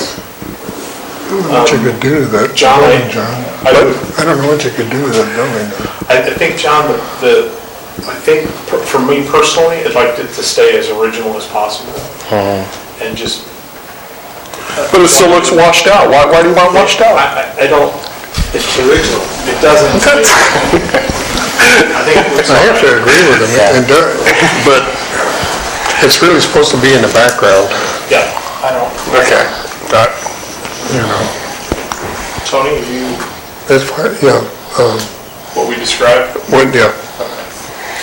My only comment is on the black and white, I would go with the black because our trucks are all white or light or yellow or something like that. City trucks are normally dark white, and so that's all I got to say. I'm not fighting on this one. Good point. I'm not sure why we wouldn't use either one of those. Interchangeably. Have to. Yeah, depending on the application. The third one from the left, that has the black band, that's going to pop more on a sheet of white paper, right? Yeah. But there may be instances, to your point, where the fourth one to the right is appropriate. So, and if they're both, On a darker background. if they're both black and white, why not approve both and just use them where appropriate? But on the color one, are we in agreement then that the inside of the fourth one should go into the band of the third one? Essentially, yes. And then we're done. Yes. Yeah, I like that. And the whole outside, so the outside ring lettering and this outside yellow band are all going to be this yellow? So all and this should be this yellow, right? Yes. Okay, and then the blue should be swapped for the same. And then I think one thing that's important, Matt, is that yellow band on the inner circle is yellow instead of light blue. That's a big... Yeah, no, that's, you got that. all the yellow on the first one is going to be swapped to the darker yellow. That's all. Yeah, it's sharp. Okay. Now, does this need to come back, or with those changes, we're good? I don't think so. Can I ask a question? What have we spent with Shipper Design thus far with... I don't know. Can you find out for us? Yeah. I'll give you a final cost when we get the final version. So. Okay, so are we done with that? I think we're done with that. Oh, no. The most important. And when do we get our gratuitous lapel pins that have the nice logo on them? I'll look into that. Budget for this year. It's been eliminated. We still have the old ones since you like it so much. We have pins. I'll give them to you. Okay. Okay. So, item 6C, consider use of Were you going to do the reso for the logo? No, I think you're going to... You're going to wait to come back? Yeah. Okay, just so you know that it's going to have an influence on a later item because with the website, that final approval is we have to pay more to swap the logo later. So. Okay, well then let's go back to that. Are we comfortable with the resolution, with the changes that we've made? Yeah. Yep. Yes. Okay. Yes. So that would be someone needs to Make a resolution yet? Resolution Oh, okay. Resolution in the City Council of the City of San Juan Bautista approving a city logo update for the City of San Juan Bautista. And then you have to identify... You said with changes. Yeah, okay. With recommended changes. Okay. Are we ready? I believe we're ready. Thank you. Did we do public comment ever? Yeah. Actually, that's a good question. Do we have any public comment? Do we have any public comment on the logo? You like it? Okay. This is the same as universal health care, right? Needs poppies. Right? Boom. Okay. Councilmember Bach? Yes. Councilmember Freeman? Yes. Councilmember DeVries? Yes. Vice Mayor West? Yes. Mayor Marshall-Rana? Yes. Got it. She gets $1. Okay, consider use of Abbey Park T-ball area for a temporary dog park. Okay, I took the lead from Commissioner DeFreeze and went and measured everything. It's council member now, Mr. Manager. I've been a commissioner my whole life. And Got a raise finally. and looked at the two gates, and I elected to keep the gates the way they are, but I want to put a spring load so that when people enter it, the gate automatically shuts. That's a good idea. Yeah, so that when they release the dog and he's going out, and if the gate's left open, Yeah. they'll come out. That's a great idea. Is that expensive, Roger? I estimated about $1,800. I talked to the fence people, and the spring loads on each fence there can be just retrofitted. Can I ask you a question right there? And I don't mean to interrupt your presentation, but there's been some talk or mention in the past on this issue, and from others I've heard of a vestibule, kind of in between what I understand to be the exterior of the dog park and the interior of the dog park. I guess it's kind of a waiting area. Do you perceive the need for that at all? Or would this just be a single spring-loaded gate, and once you're in, you're out, you're out? You're out, yeah. That's adequate, isn't it? Yes. I think so too. And then we researched the dog waste stations, and they run about $120 a piece. So I figured 3 of them, and by the time we get the shipping, about $420. And then I figured that we needed an identification sign made and routed so that we could post it probably on the 5th Street side, and that would be the main entrance. Because the sign at the northeast corner, the gate at there, is behind the restroom on there, and it's not more suitable than the 5th Street entrance. And I think if we put the sign on the 5th Street side, it'll give it more presence. Yep. Mr. Mayor, can I add something to that presentation? So, in thinking about this over the last few meetings that we've discussed it, one of the things I wondered was what amenities are currently available at the nicer dog parks in different communities. And in fact, they have things for dogs to play on. Let's call them bridges or hoops or something, right? And also, in fact, they have catalogs for municipalities like ours to purchase these dog play amenities. But also, in fact, these amenities, as you might expect, because they're being marketed to municipalities, are quite expensive for some of this stuff. I don't know, did you see any of that stuff that I'm talking about? Like dogparks.com, you can buy a little doggy bridge for, $1,200. I mean, it's ridiculous, because it's just plywood ripped down and et cetera. So what I did is I talked to a local contractor named Rick Morales, and a lot of you may know Rick. He agreed to build all that stuff, because he's retired now, for free. Terrific materials. Materials, maybe we get them, and then he'll trick out our little dog park with all this cool stuff for the doggies to do for free. That'll be his contribution to the community. Terrific.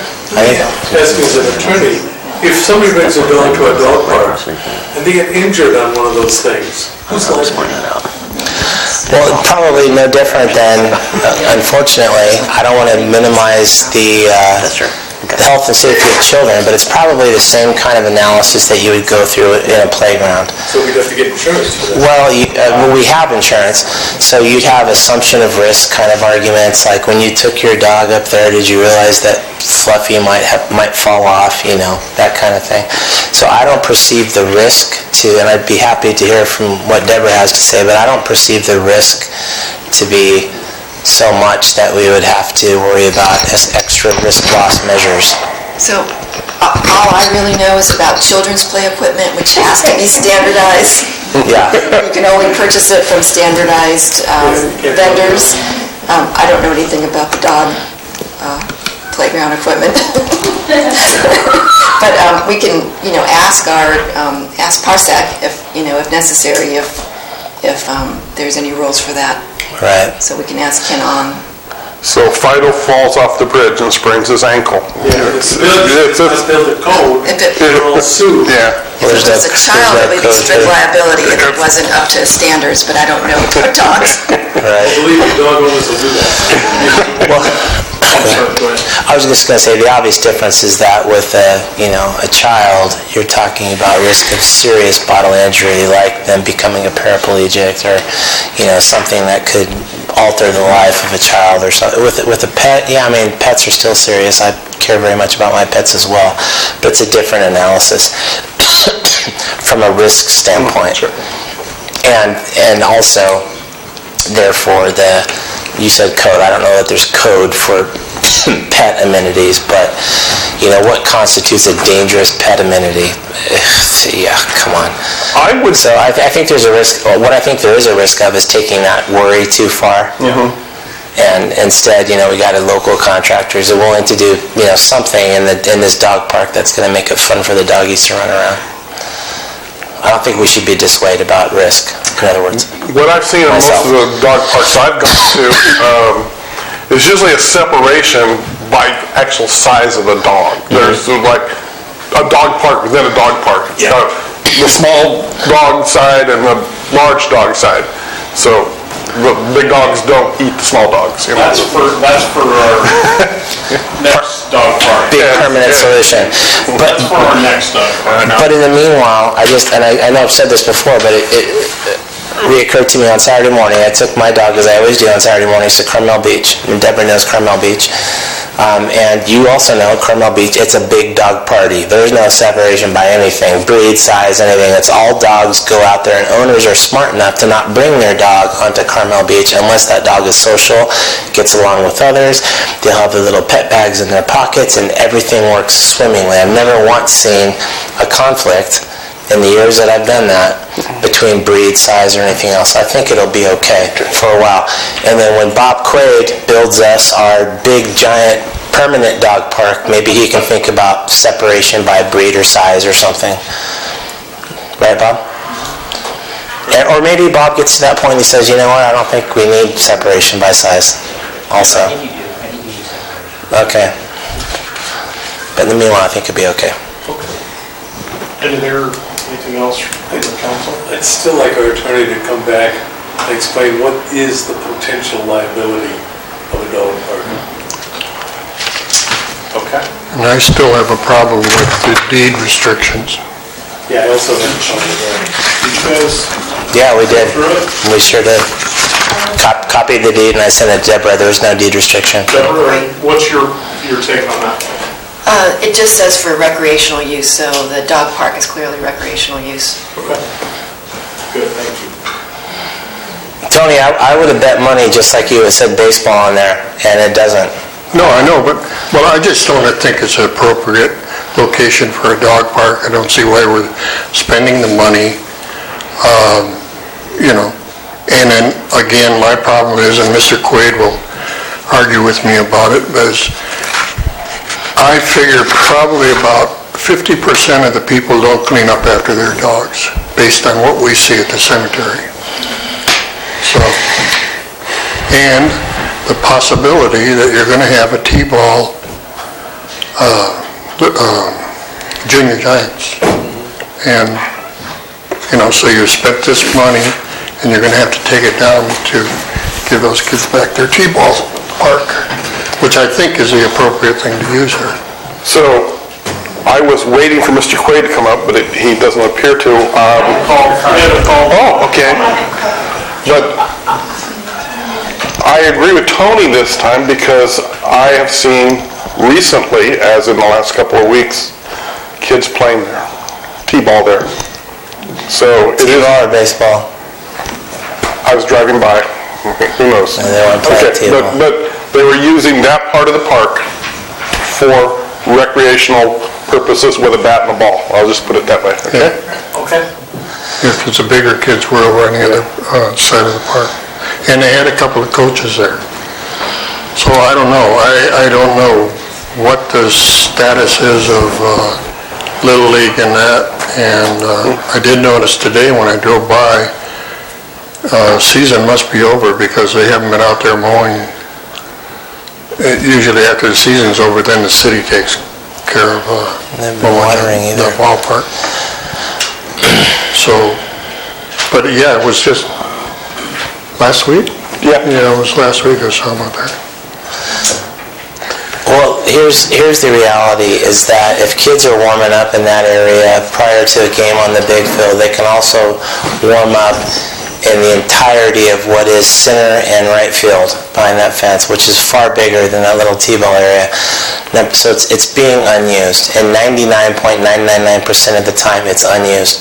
Secondly, we can't overlook the potential for economic development here to our town and to our merchants, because if the city of San Juan Bautista establishes some kind of dog park, even on a temporary basis, it's going to end up on dog park apps, on websites, and people are going to pull off the freeway to let, especially with the traffic being hellacious like it is lately, to let their dog run around and then maybe go to Harding's for dinner, or Donia's, or Barrel 18, or something else.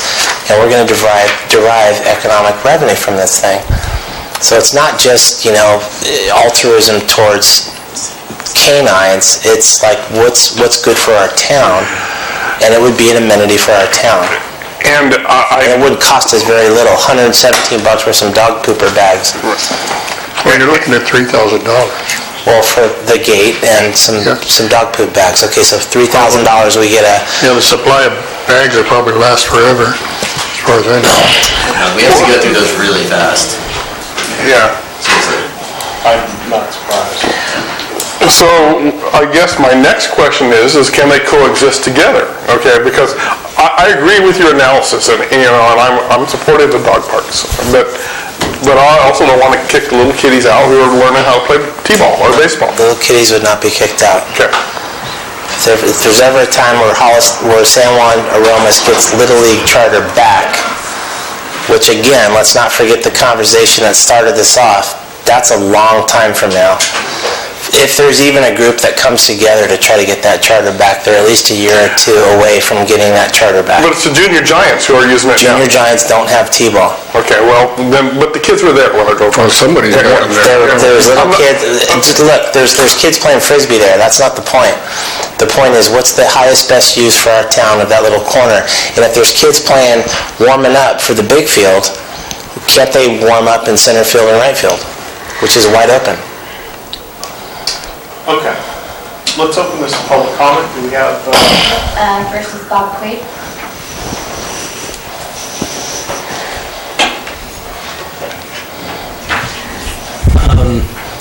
Tony, I don't disagree with you. Actually, I saw those kids playing there the other day too, so I am concerned about that they're going to be kicked out by either Little League or Junior Giants. So I think we need to clarify with them what they're using it for. If they're using it just to warm up, yeah, maybe they can move over to the other field. I would like to move faster forward on the other dog park and spend that $3,000 on that park over there. And so move forward on the park commission and get that. That is pretty small. That's a pretty small area for a dog park. Temporary, yeah, it'll work, and I appreciate that, and I think it would work, and I agree. But I'm for it. But I doesn't sound like you're for it. I am.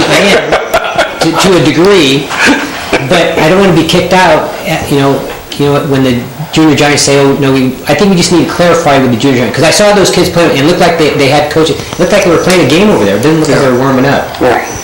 So I don't... What kind of game could they be playing over there? They hit it over the fence every time. It's the tiniest field it was little kids. ever. It was little kids. So we need to clarify that. Okay. And as far as putting structures, dog parks I've never seen any structures for the dogs. What you want to put in there for benches, for the people to sit in there and socialize. Because like you said, it does bring people in. People go in and socialize with their dogs. So, and as I was sitting here watching, I think I saw 5 people walk by with dogs just in the hour and a half we've been sitting. So I think a dog park is needed in town, and I think it will bring in tourists too. So if that will work, but I think we need to clarify with the Junior Giants. I think we're going to get some opposition. I've seen the people putting the speaker cards in here. So. Okay, thank you. Rachel Ponce.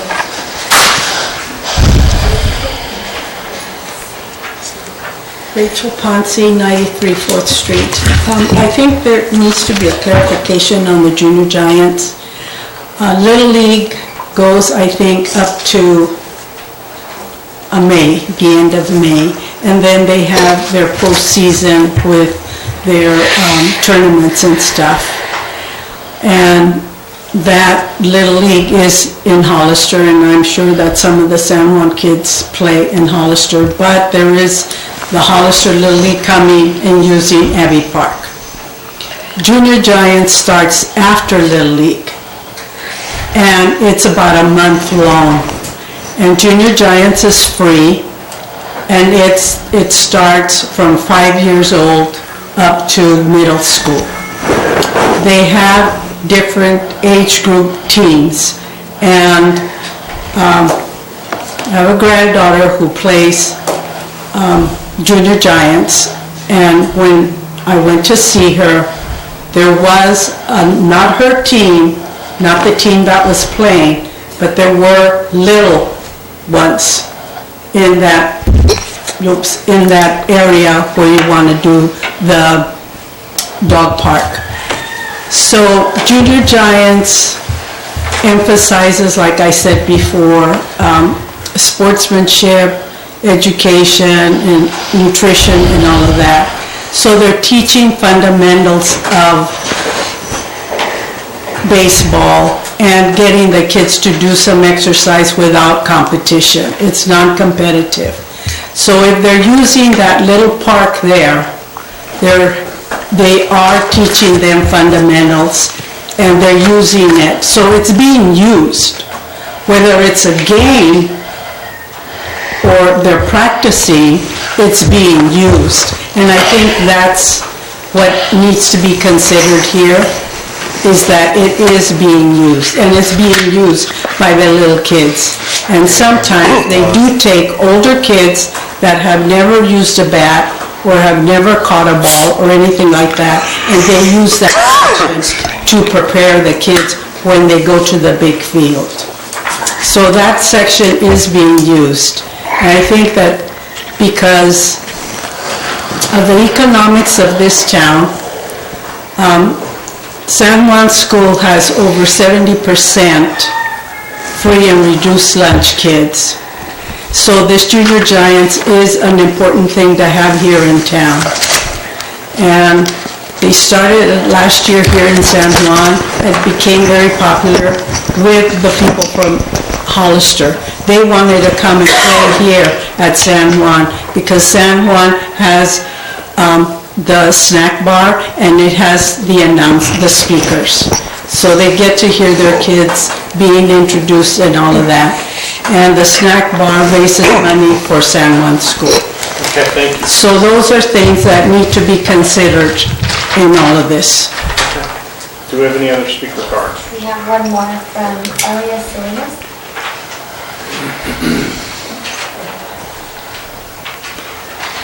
Good evening, Councilman.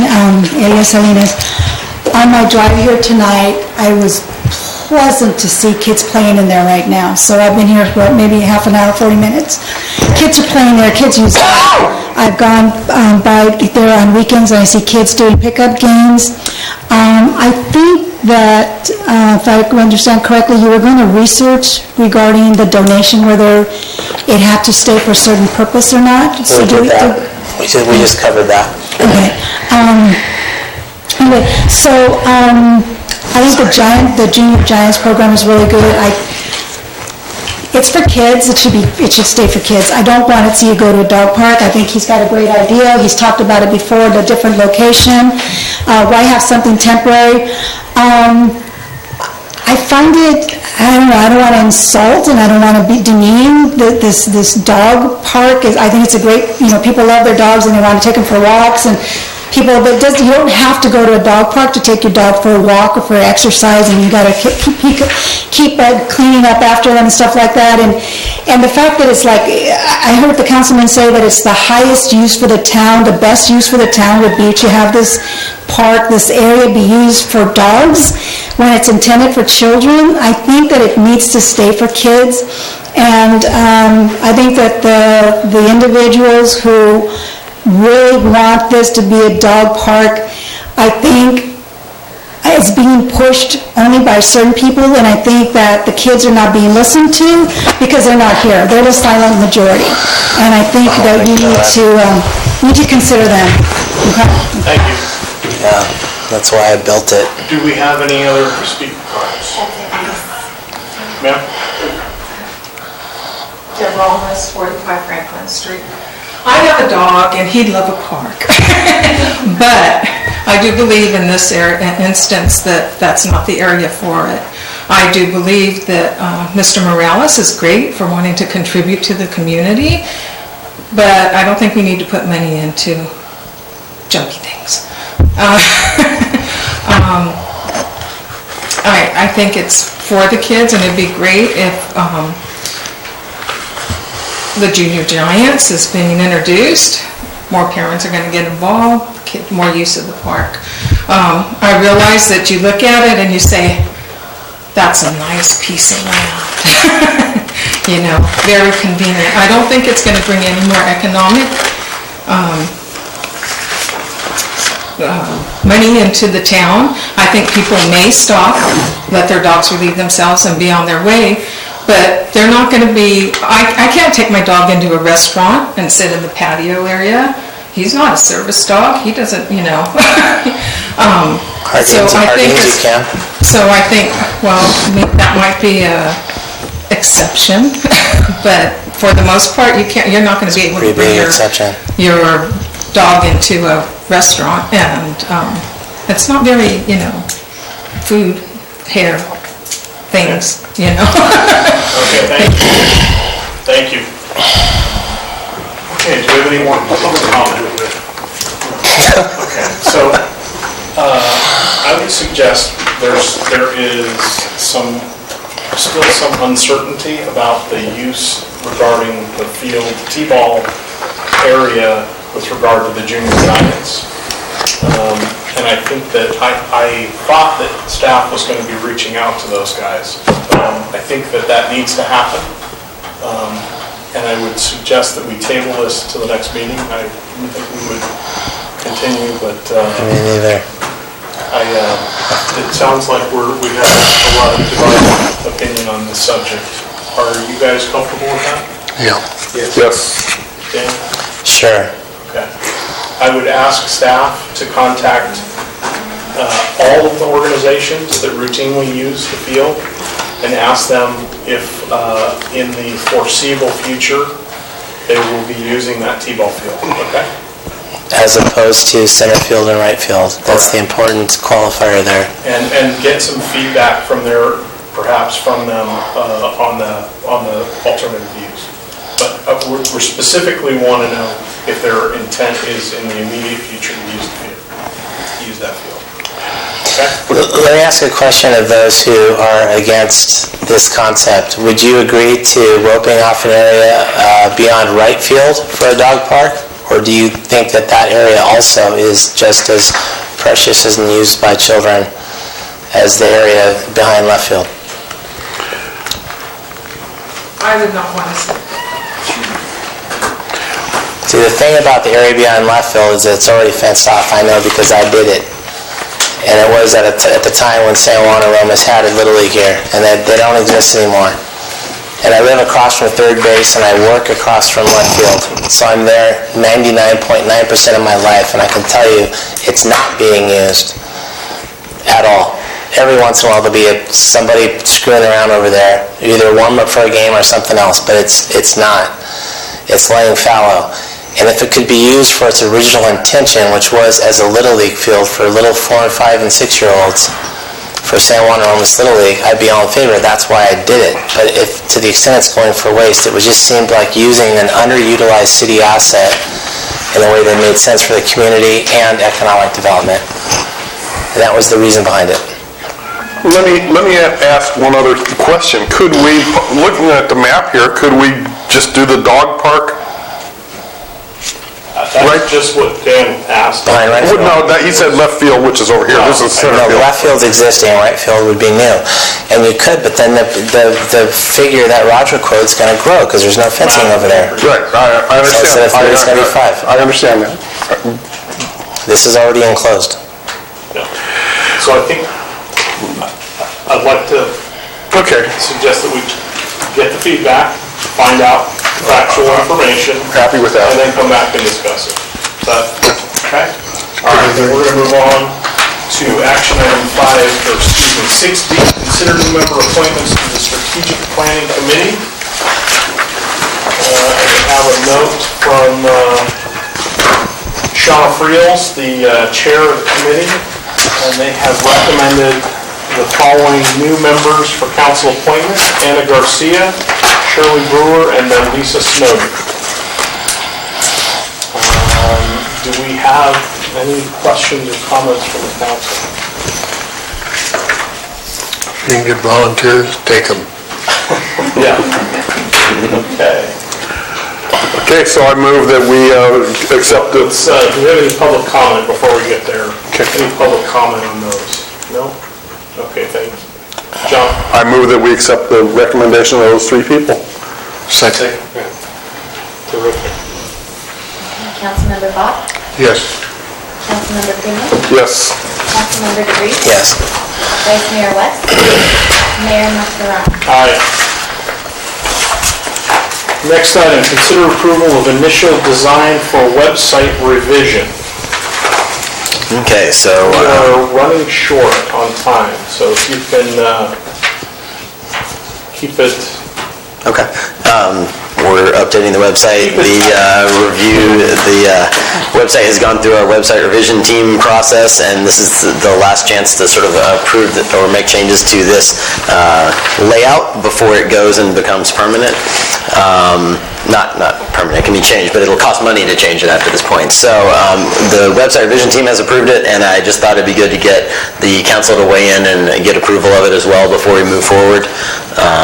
The things that can be changed, just for people who don't have the staff report in front of them, are text and titles, photos in the hero slider, which is the big picture at the top, and the picture by the news. The numbers and the stats below the news, the items in the featured action bar, which is that orange slider, which actually right here is on the, if you wanted to look, it's right here on the dais. So you can, if you want to grab one. That actually, no matter where you scroll on the page, it will stay on the left-hand side. So that we can edit.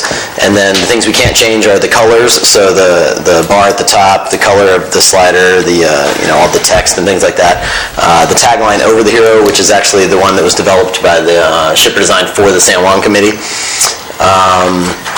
The layout in terms of where things are in relation to one another, the background textures, which it's kind of hard to see on here, but there's actually an outline of like a mountain range in the background, and then the city logo, which is why earlier I was saying that I would like for you to approve that so that I can go ahead and get that included before we stamp our final approval on this. So if you'd like it, if there's a resolution to approve it, and you can approve it. Yeah. It's sharp. I'd love to see the shipper logo, that logo, somewhere here prominently displayed, but that's my... Yeah, That's not prominent? not the logo. For me, On the front page, you mean? yeah, I would be comfortable seeing the city seal at the bottom as you've displayed it, and having the shipper logo displayed at the top. That would be my personal input. This is a distinction we're going to have to make moving forward with, because they're going to have their own website that's prominently displaying that, and then, so the big question would be, if someone comes to the site and sees that logo at the top, how are they to know that it's the official city site, not the San Juan committee site? That is a good distinction. So the Chamber of Commerce or... Right, yeah. They're going to be using that logo prominently on their website. Okay, so this is the official city site, so it should have looked different. We'll fix that then. But to back Chris up, the logo up here, it's kind of hard to see, but this one up here, maybe if you could just make it bigger, so it was that big, and covered part of the blue, not the mountains or anything. It'd be a little more prominent that way. And when you're saying put the lift your skirt? Is there going to be a jump on this page to the Chamber of Commerce? Yeah, so we're going to prominently intertwine the sites as much as we can, so... I think, actually... I think the Discover San Juan here in the orange bar. Departments, or where's it going to be? See the little orange bar on the left, sort of bottom left? That's actually going to stay in place as you scroll, so wherever you go, any page of the site, that's going to be on the left-hand side. And Discover San Juan is going to be, I think, the way we've discussed it, the link to their page. So when they click on that, they'll jump to that logo. Right. Because that'll be the one that really focuses on the events and things for visitors and local businesses and things like that, so... Okay. Yeah. Never mind. We might be even, we might actually be able to, instead of the little flag icon, because this is just, a placeholder probably, put in, maybe we can see if they could actually put that in there. That would be fantastic. Okay. It could still say Discover San Juan, Yeah. just use that profile. Right. Ideal. Okay, I'll look into that. Anything else, gentlemen? Like it? I do. John? I like it. Tony? Yeah, it's fine. Okay, any public comments? Nada. Okay, well, very well. Back to the council. Do we have a resolution in here, dude? I don't think I see it. 25. It's right on the back of the page. Yeah, right there. Sorry. Yeah, sorry. We're saving paper. Good job. Entertaining a motion? He hasn't made one yet. I didn't make it. Thought he did? Okay. I'd like to make a resolution approving the initial design for the website revision for the city of San Juan Bautista, resolution number 2017-25. 25? Yes. 25, okay. Jim, second? A second. Councilmember Bach? Councilmember Freeman? Yes. Councilmember DeVries? Yes. Vice Mayor West? Yes. Mayor Mastroianni? She only gets Okay. 50 cents for that one. We'd like a break? Okay, we stand in recess for 5 minutes.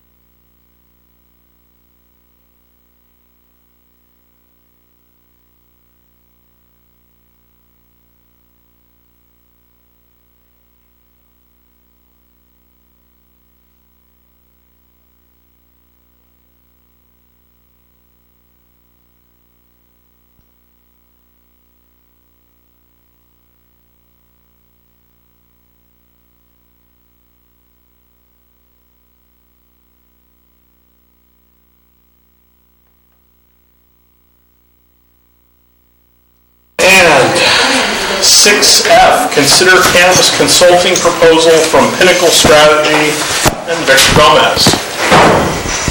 Okay, so the city is obviously considering options for handling the legalization of adult use and marijuana in 2018 in the city of San Juan Bautista.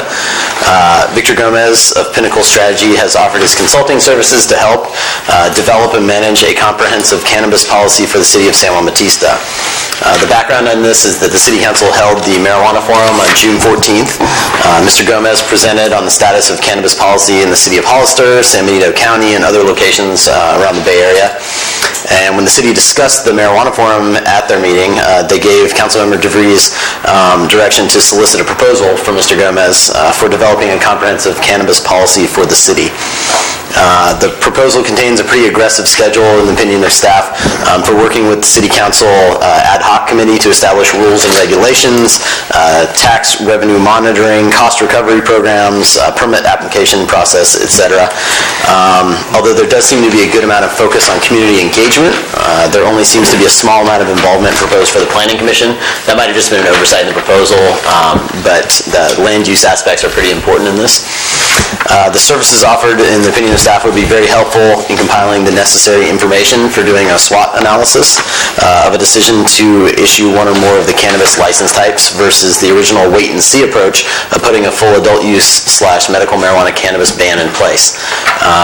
So staff recommends that the City Council discuss the cannabis consulting proposal from Pinnacle Strategy and give staff direction on whether or not to pursue a contract with Pinnacle Strategy. And on a side note, on the agenda also later in the discussion is that original ban that would be the wait-and-see approach if the council felt that that was more appropriate. So I just wanted to point that out. And Mr. Gomez is here, so I believe he could probably get up and talk a little bit more about his proposal. So, Mr. Mayor, just as a segue between staff report and Mr. Gomez, can I just, as an augment, offer this, is that, as Matt said, I was designated as the person to meet with Victor, and I did, and we had a really fruitful 2-hour meeting a few weeks ago, I think. It was a while back. It was right after the last council meeting.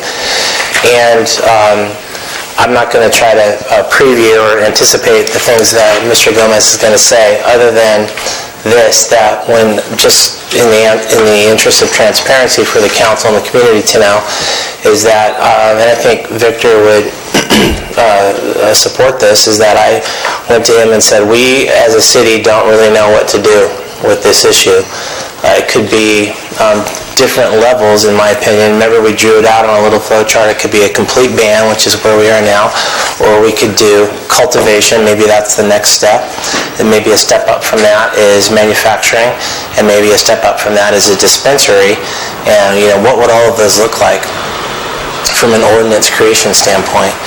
And then we also talked about, in my conversation with Victor, opportunities that the city would have for, I think he refers to it as a cost recovery model for incidental expenses that are associated with processing the applications, with compliance, all those kinds of things. And then the last thing we talked about was revenue anticipation on an ongoing basis, on an annual ongoing basis.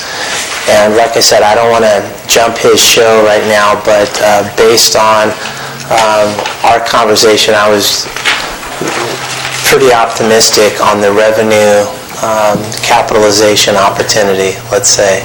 It seems like it could be a good moneymaker for the city.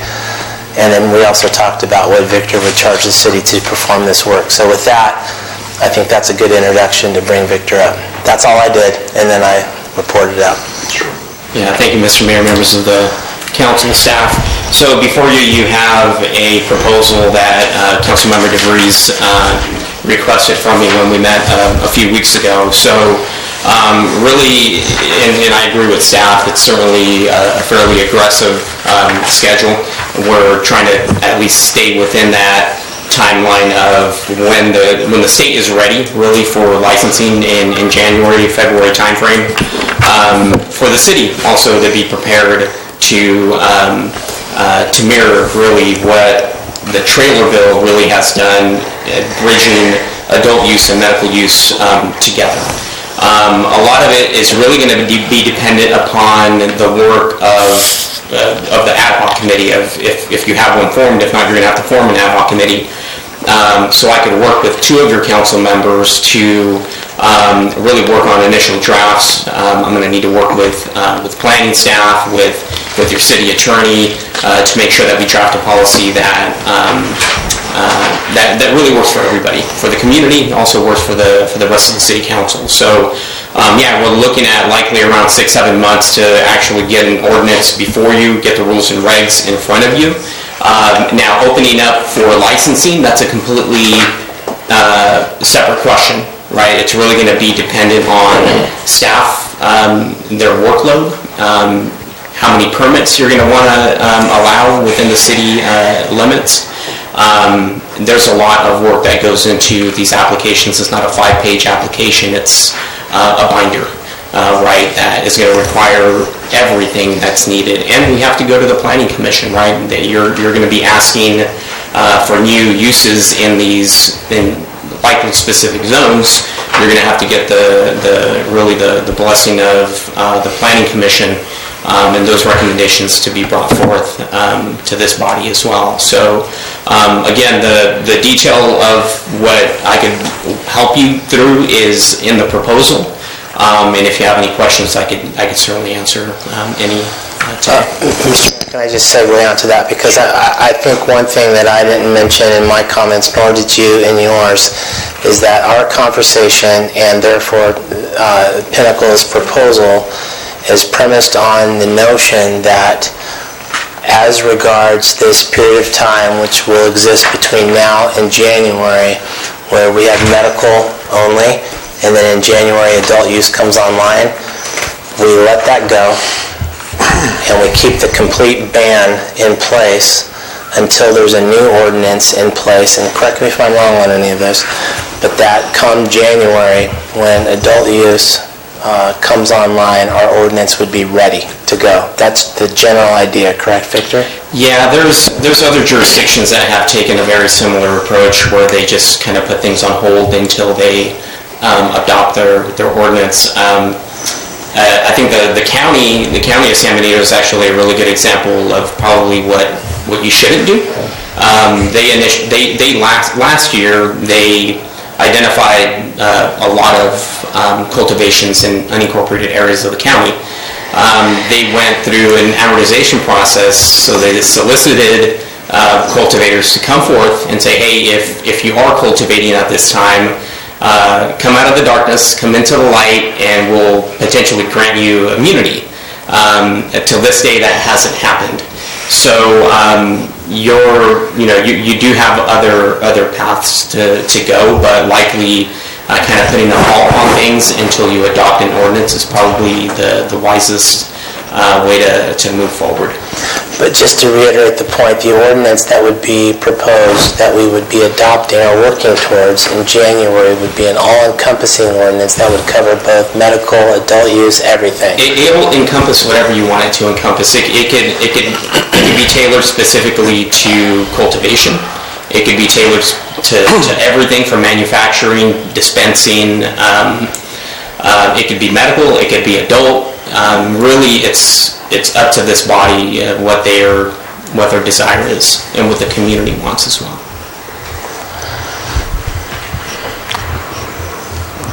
But if you have any questions specific to the proposal, I can certainly answer some questions. So how is this new state regulation, I believe was passed about 2 weeks ago? I think you referred to it as a bridge or... Yeah, it's the trailer bill that was signed by the governor. Yeah, so essentially it brings both adult use and medical use under the same umbrella. Right? And that's a cannabis czar? Is that the word they're using? Or Yeah, there is a state cannabis czar. Okay. Are you going to sign up for that? That's like my business card. If you have any questions, just let me know. Thank you. So Victor, wait before you go anywhere. I think we've got a lot of questions. People are just being shy. So tell us about your proposal, what it would cost the city per month, for how many months, and what your deliverables would be on that. I know it's set forth in your proposal. It is. So just to verbalize that. Taking into account at least the conversations I heard at your last public forum, your cannabis forum, I at least have somewhat of an idea of where you want to go with this ordinance. That's really where I landed in the amount of hours I think I would put in. Considering your budget, I thought you would feel a lot more comfortable going on a flat rate instead of an hourly rate. I could hold that flat rate as long as we do a 6 to 7 month contract to get us through the ordinance period. Now, after the ordinance is adopted, you do have to open up for an application period that would likely take, if you meet those timelines, it would likely take place in February or March to open up for applications. You would then at that time also want to have discussions around your taxing structure and what you're going to send to the voters as your ultimate tax, whatever you're going to decide to do, whether it's, again, a gross receipts tax, a point of sales tax, a cultivation tax, whatever it may be. Those are decisions you're going to have to make at that time. What I could guarantee you, though, is as long as we have this ad hoc committee actively working, engaging the community, going to the planning commission and doing our due diligence, we should be able to get through this process in about 6 to 7 months. So my fee is $1,500 a month through January of next year. Considering you don't have a meeting until next month, likely it would be pushed off a month, probably start in September, and take us through February of next year. So, I don't mean to jump ahead, but you were talking about taxes to the voters. So, remind me, any new tax needs to be approved by the voters? We cannot do it here at the council level? You can't. Yeah, you would have to go through the Prop 218 process. As I mentioned at your cannabis forum last month, most communities are recouping some of that revenue through development fee agreements, through development agreements. And they can be done at the council level as opposed to a voter, yeah. Correct, yeah. Deb, would you outline the 218 process for us?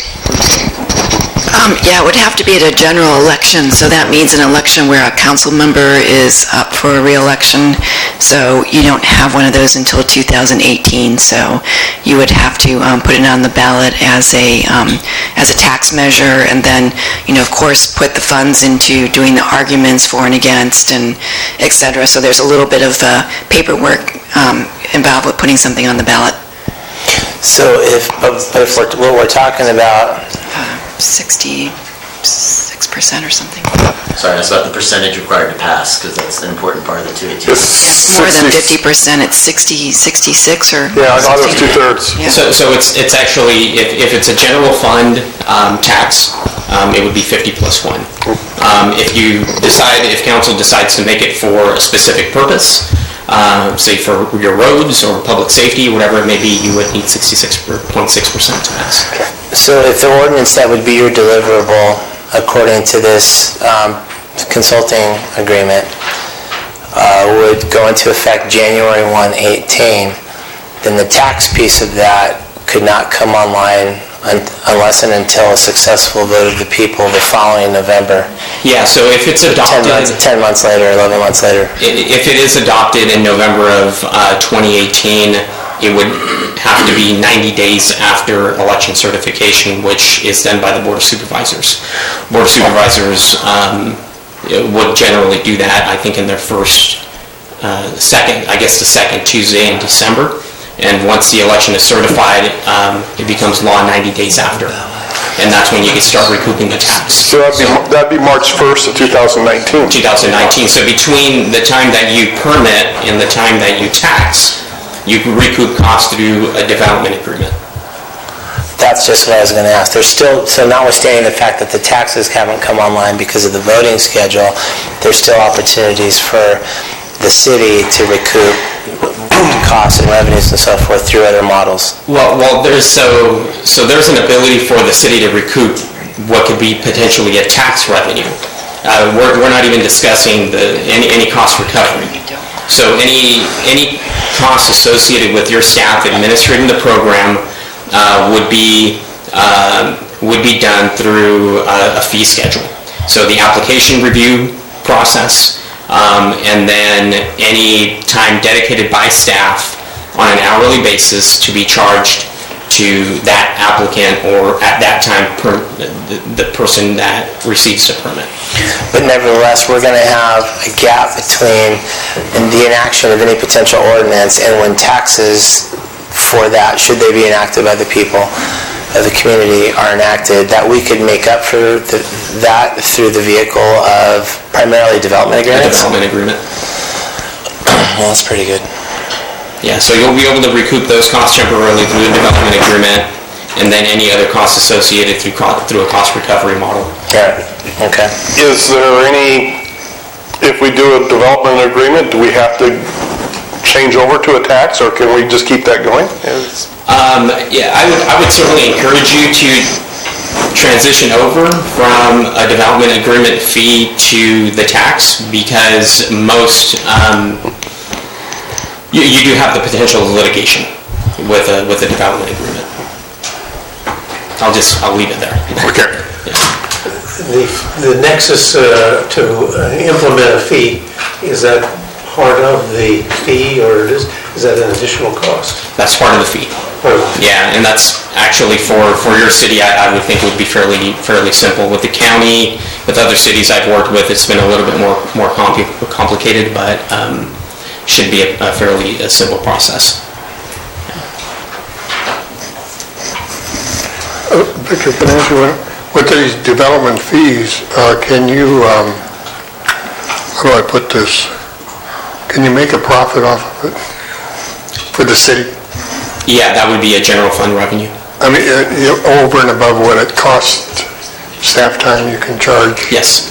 Okay. Yeah. Like an impact fee. Yeah. Yeah, that's actually pretty close to that. So you would have your initial application fee, application review. That does have to be a nexus connected to the amount of time to review that, which is a good thing, right? You'll recoup all those costs, and then transition over to the development agreement fee. So we would set maybe that staff time is $100 an hour, or $120 an hour, or $150, I don't know, and maybe set aside 3-4 hours for each application, so call it a $500 or $600 fee or something like that? Well, I wish it was that easy to review the applications. The applications are a lot more lengthier to review than that. 4 hours is not enough then? Most cities are landing on a cost recovery fee of anywhere from $110 to $250 an hour. Sure. And the application review process has been pretty close to about 20 to 25 hours. So you're ranging anywhere from $4,000 to $8,000 per application. That will easily be determined, so when somebody comes and submits their application, they have to pay that fee up front. So if we're at $249.95, we're right there. I want to clarify on the 218 process, is it 50 plus 1% of the registered voters or the actual voter turnout? Voter turnout. Okay, because that's a big difference. Yeah. Yeah, so that's encouraged a lot of communities to go to a general purpose tax for cannabis.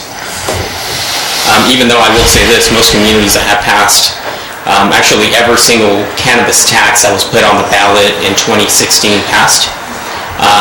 And most of them actually passed with past the even special tax threshold of 66.6. I read in, I think the San Jose Mercury News that it was around 72% was the voting level in favor of the tax. Yeah, I think nearby Santa Cruz, Monterey County, I think they passed at 74%. People enjoy taxing cannabis.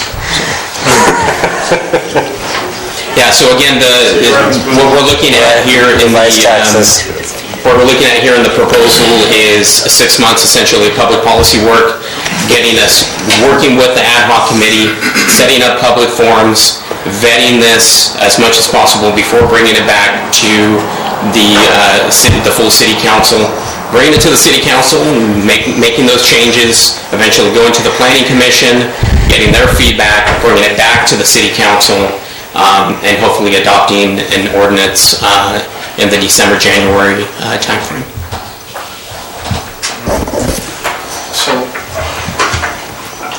timeline is, it's aggressive. I think it may be unrealistic for us. I say that because I think that there is not a lot of consensus at the council level about what the outcome should be. That's my impression. And I think there's going to need to be a lot more, there's potentially going to need to be a lot more back and forth. I think that, I know that I've spent a lot of time reading and learning and trying to educate myself about this subject in general, and it's left me with no conclusions at this point. And I feel like we're going to need a variety of sort of scenarios placed in front of us where this seems a lot more directed. And this is, what you've proposed is terrific. I think your proposal is terrific. I'm not sure it fits well for us because of our, I think that we're very scattered. Because of time or money? Time and therefore money? No, well, I mean, obviously the expense becomes an issue, but I think because we meet as infrequently as we do, that there's potentially, it extends the time period that this takes to get us all together to discuss it. I'm not sure who the ad hoc committee would be at this point. And, so if it becomes too much of the work product of one or two individuals, but there's this much disparity between the viewpoints, that's where I'm concerned about the timetable. And where I'm thinking we probably need some preliminary work that just says, here's some scenarios. And I think you guys talked some about the potential for dollars here. I hate to it's not that simple a question. We can't simply say, it's going to generate X number of dollars, hey, let's go for it. That's one of the considerations, but we don't have a frame of reference at all. We just have no data, as far as I'm concerned. We just have no data. So some sort of forecasting along those lines would be helpful. Yeah, I think to an extent, I mean, really it's going to depend on where, and again, communities have landed in completely different areas when it comes to the taxes, to the revenue. Some as high as $35 per square foot for cultivation, others down to $1.50. So you could be really all over the place. So what I would encourage you to do, at least if you want to get a sense of at least a cultivation revenue, is look at whatever agricultural zoning you do have within the city. I think you have a significant portion over here on the northeast side. Take the square footage and multiply that square footage that's available by a potential average tax of roughly $5 to $7 per square foot. That will give you at least a general idea. I think Councilmember DeVries and I landed at somewhere around $700,000 to $800,000 per year. But again, that's really going to be dependent on where you folks land on that fee. What you're going to, if you do manufacturing south of 156, what are you going to tax those folks? Are you going to base that on a gross receipts tax? What percentage is that going to be? And how do you determine their sales? It's hard to forecast that, right? Yeah. So there's a lot of things that come into play there, at least when it comes to the revenue side of it. So. Well, we continue to have these conversations, and I continue to come back around to the fact that we have no police force here. And we have we had how many public comments about speeding tonight? And we can't control traffic. The report from our private security company is full of comments about stop sign violations and speeding. At what point do we, where do we fall on that question? Tell me about that. Victor, this is just my feelings about this.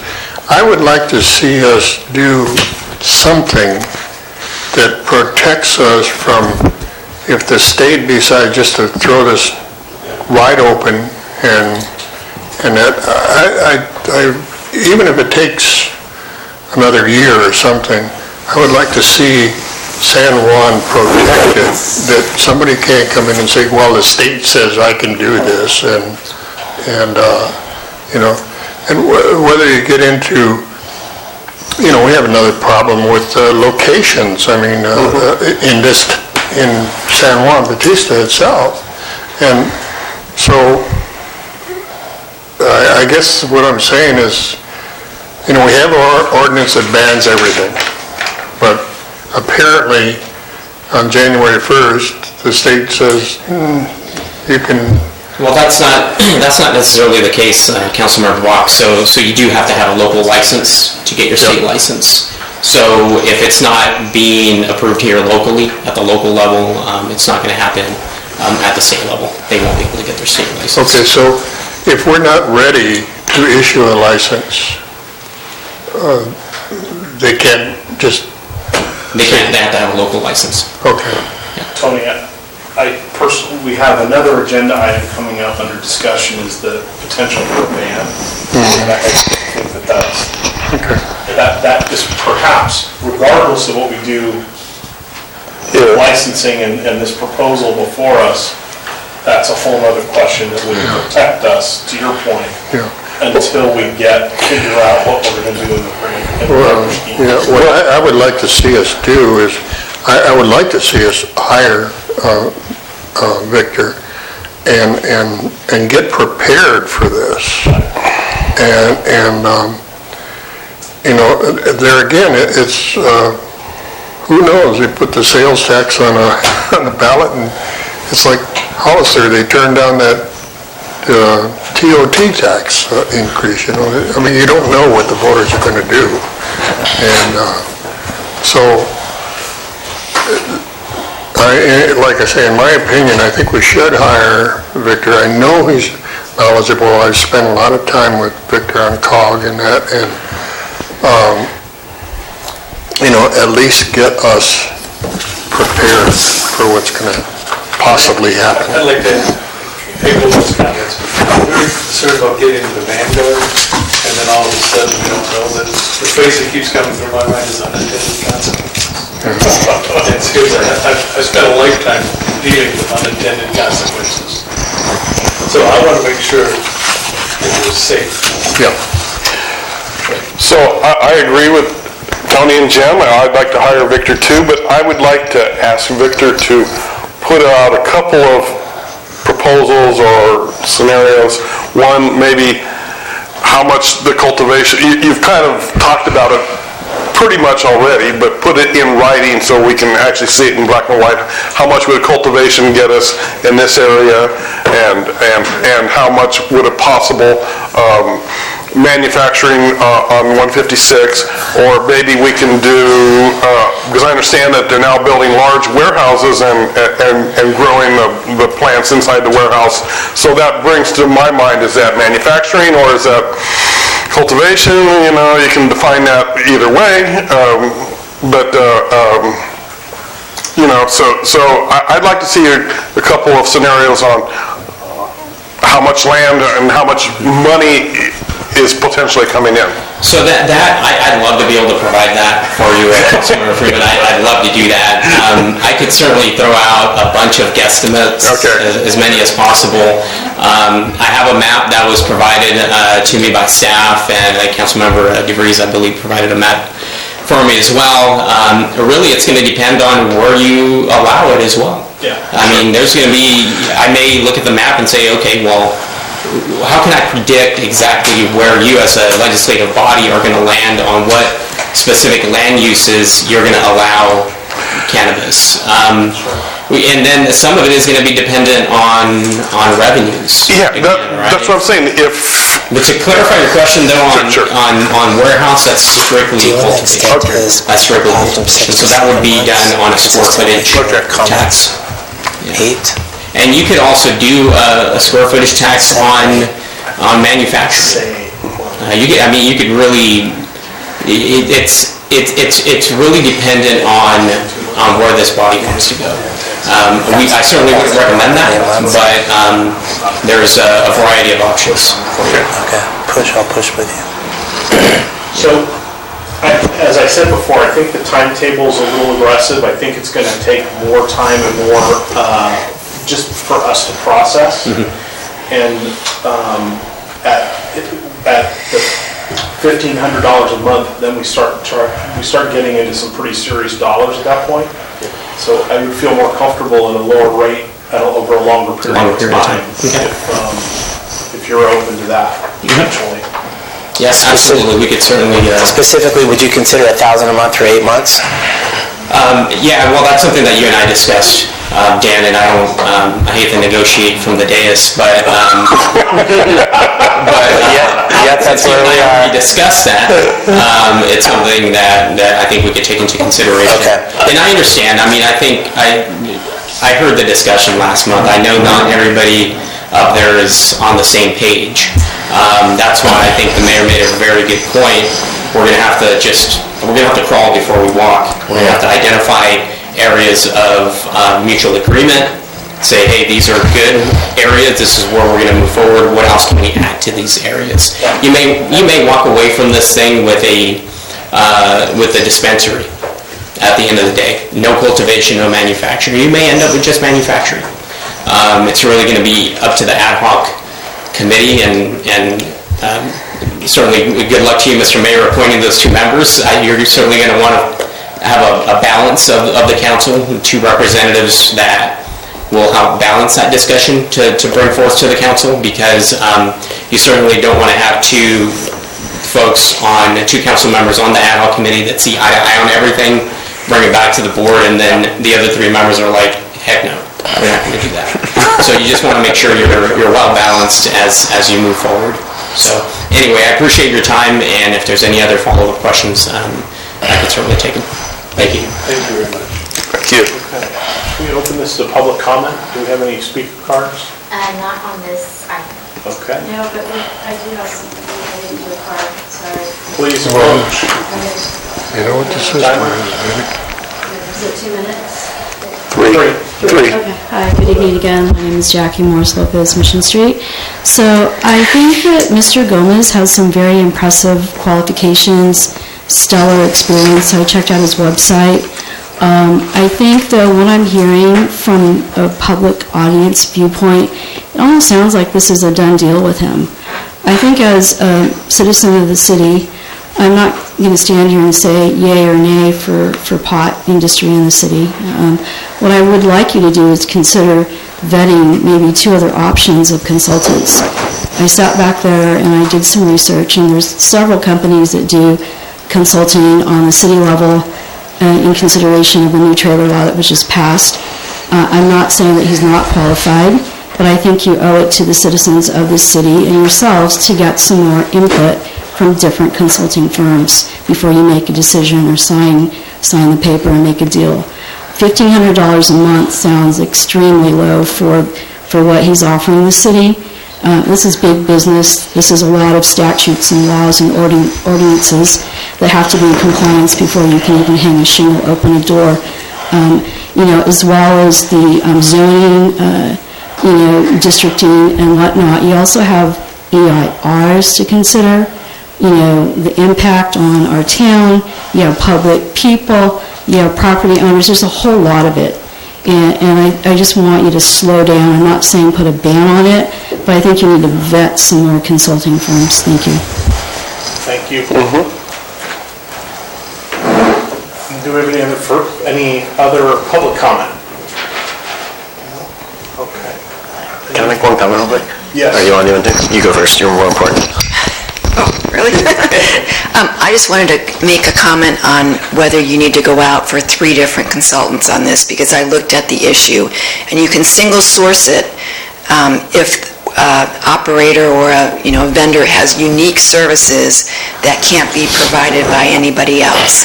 And I feel that Mr. Gomez does have unique services that can't be provided by anyone else, because he did the ordinance in Hollister and he did the ordinance in San Benito County. So he's familiar with the local lay of the land here, as opposed to somebody from San Jose, who would have to start really from scratch and learning what's going on in this area. So I feel that you can award the contract for professional services to Mr. Gomez as a single source. Mr. Chairman, can I just segue to that briefly?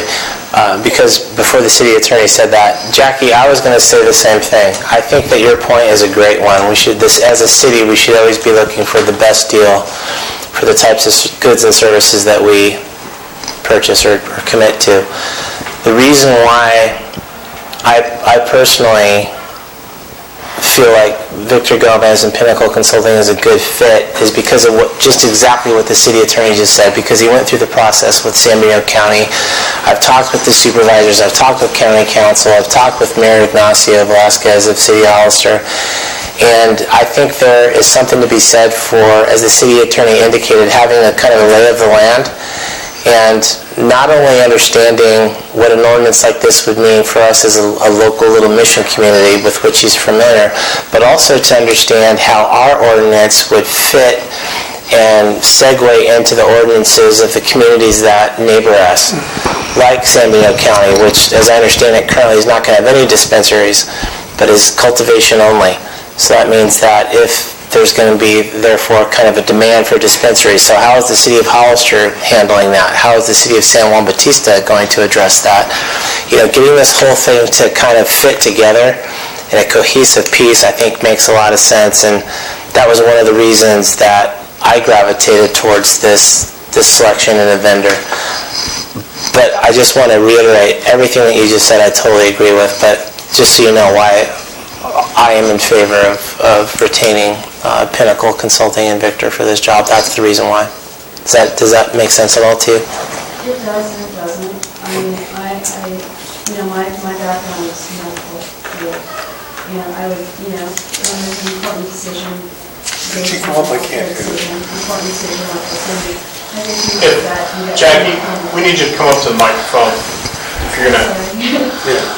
I didn't mean to start a dialogue with you in the back of the room. That's my bad. You guys are on a time schedule, Okay. so Thank you. I appreciate your explanation, but I stand behind you. Yeah, you should stand by that. It's a good point. You make a really good I just point. wanted to point out that a few council members have mentioned the ban we already have in place. That is very specific to just medical marijuana dispensaries, and there's question as to whether how applicable that is now given the changes that just happened a couple weeks ago, which is why we have 7E on the discussion agenda tonight, because we never did put in place the full ban that we considered in March, so. Okay. Not sure where that leaves us. I guess We have, you guys vote. can we make a motion to hire Pinnacle Consulting? I'd like to chime in a little bit. Okay, chime in. Because You're in charge. not according to my wife. Well, that's all. I hope she's not watching.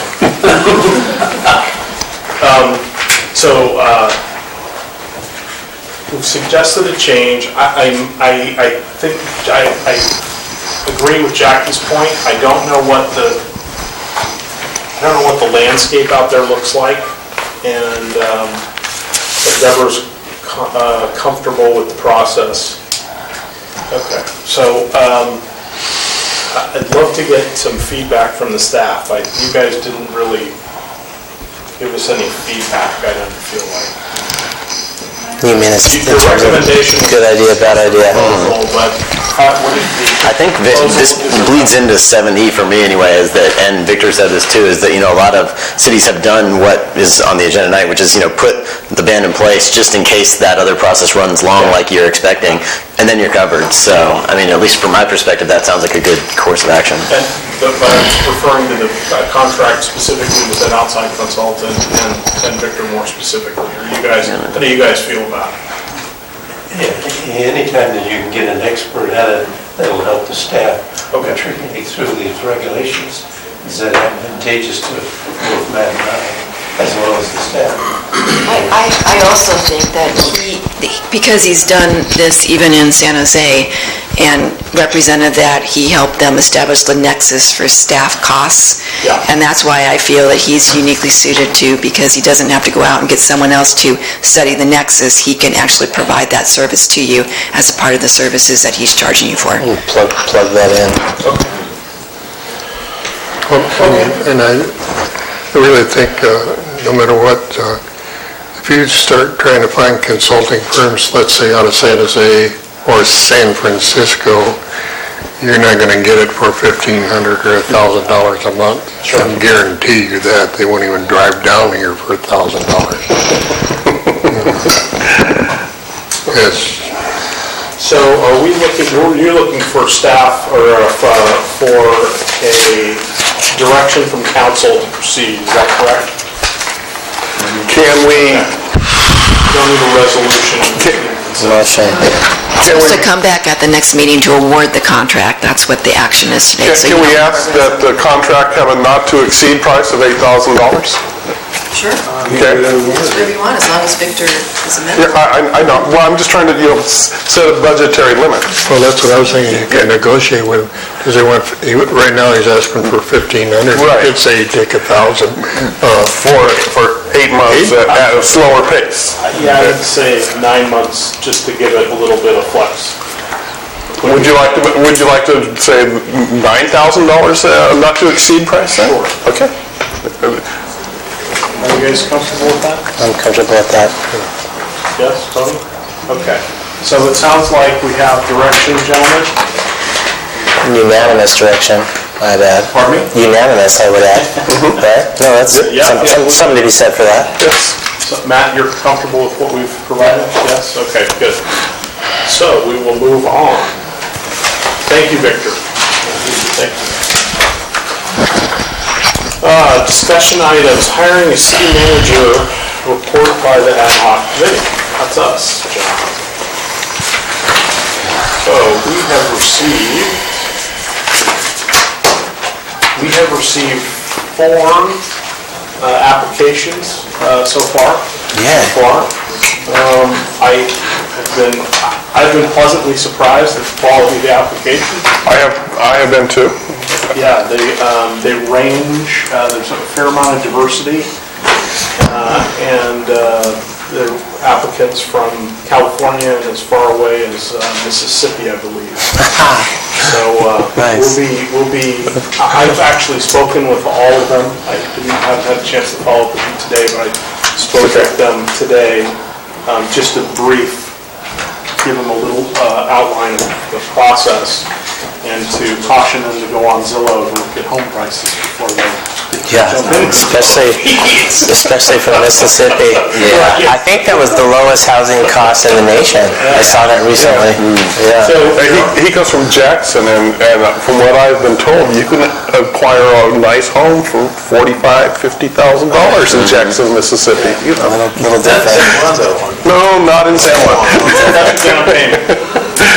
No, it isn't. Maybe. No, it isn't. Maybe. So, in the packet was the ad that has been run online, and the ad that'll show up in Western Cities next month. In the print version, we have, basically, we have a 60-day window for applicants to collect applications. John and I will do some preliminary vetting and so forth, and then bring back to the full council the applicants for then decisions about who we bring out for full interviews. And I've talked to 2 other people who may or may not apply. They're thinking about it. Gotcha. Oh, interesting. Well, that's good. Okay. Any questions about that, where we're at this point? So just reiterate and revisit the overall timeline? Sure. Milestones? Are we still, well, how about this question first? Sure. Are we still on track for these original milestones? Yes, we And are. what are they again? What's next? Basically, the application period is open. We are going to be screening and reviewing the information. John and I will be through the end of August. August 31st. August, through the end of August, and then bringing that back to council for recommendations on the panel interviews, for interviews in mid-September. Okay. With the intended target start date of 10/15. Okay, great. Okay? Thank you. Sure. Do we have any public comment on that item? That's the same question. Has Ryder announced his retirement date? No. He's being flexible for us, I think, unless he did it and didn't tell me, but. So that's where we're at. Okay, any other questions or comments? 7B, work by City Park Master Plan Committee. Wait a minute. I don't think we have a master plan committee, do we? Not yet. Right. Is that what she said? Yep, jinx. That's what we're working on. Yeah, Councilmember DeVries and I met to talk about the first steps in the City Park Master Plan Committee based on the direction we got at the June 20th meeting. And we came up with a few just sort of skeletal items for how the group would be set up. And these are just proposals. So we talked about 5 members plus staff representative. Roger and I talked about today, and you kind of want an odd number, so it's probably be 4 members plus staff representative. 2-year terms, monthly or quarterly meetings depending on availability, and meeting at City Hall to start. We also got into the idea of possibly doing a kickoff event, say on the Vertigo patio, and actually had a map developed by Renee over at the county so that people could actually see, and I'd have a big 36 by 36 version of this up at the meeting, where we could just sort of discuss what the ideas are, hopefully promote it in order to get people there who are passionate about parks and how we manage them in San Juan Bautista, and then hopefully get some members out of that event and start moving forward after that. And we talked about doing the kickoff event in July, but at this point that's probably maybe feasible but probably more likely early August. So yeah. It's terrific, I'd say. Yeah, I think Matt and I had a really productive meeting. If I could just drill down on a couple of that points. One of the questions that Matt and I had was the normal, I guess, kind of requirement that whoever does something within the city be a citizen of San Juan Bautista, and whether we want to lessen that to be instead, like, you have to show a strong connection to San Juan Bautista. Maybe you don't have to live exactly here, because we're thinking about it. I think Matt and I are both thinking about a lot of really qualified people who may live in Aromas, for example, or something. Valerie. Like that. Call it the Valerie rule. Yeah. Let's just go ahead and say it. Okay, so yeah, you could call it the Valerie rule, or you could say she's iconic as representational of someone who might be super qualified and very willing to do the work, but she doesn't live within city limits. So how does the council think about lessening that requirement? I think that, or for someone who lives up in the canyon, it's... Exactly, or someone in San Juan Canyon. The Strategic Plan Committee does not have a requirement. Okay. And I think Valerie's mailing address is San Juan. Yeah, that whole school road is got a San Juan mailing address. Yeah, but I would agree with you that I think mirroring what the Strategic Plan Committee uses as their criteria would be perfectly acceptable. Okay. And that does not require to live within that. Awesome, so that's what we'll do, Matt. And then the other thing he and I talked about was we will take on the responsibility of organizing this kickoff meeting, Vertigo patio. We really envisioned it for being something that's really fun, really positive, really uplifting. I mean, who doesn't like parks and recreation, right? And try to get some enthusiasm behind this deal for the people that care about San Juan Bautista to create a really neat parks and recreation experience, while you're visiting here or living here. And so along those lines, Matt and I would take the laboring oar and take the burden of organizing this thing, and then depending on who we get interested, we would kind of also assume the responsibility of calling through who we think are the best applicants, bring them all to the council for a final vote. Is that okay? That's a good idea. All right. Absolutely. Think so? The 2-year term, we kind of threw out there. Does everyone agree with that? And the frequency of meetings. We talked about monthly in a perfect world, but then Matt and I also talked about quarterly as a practical matter. Maybe quarterly is enough, because let's face it, this isn't Palo Alto. Right, so maybe quarterly meetings for the Parks Committee would be enough. Yeah. Okay, so I guess the only thing remaining to do, and I'll personally take the laboring oar on this in communication with you. Let's schedule that launch date, our kickoff thing. Mm-hmm. We'll invite the council, we'll invite the press, we'll invite everybody, and try to have it be a really kind of big kickoff event. And then if you guys could all come and support that, that would be awesome. All right, that's it. That sounds good. Sounds like we have our marching orders. Do we have any public comment on this item?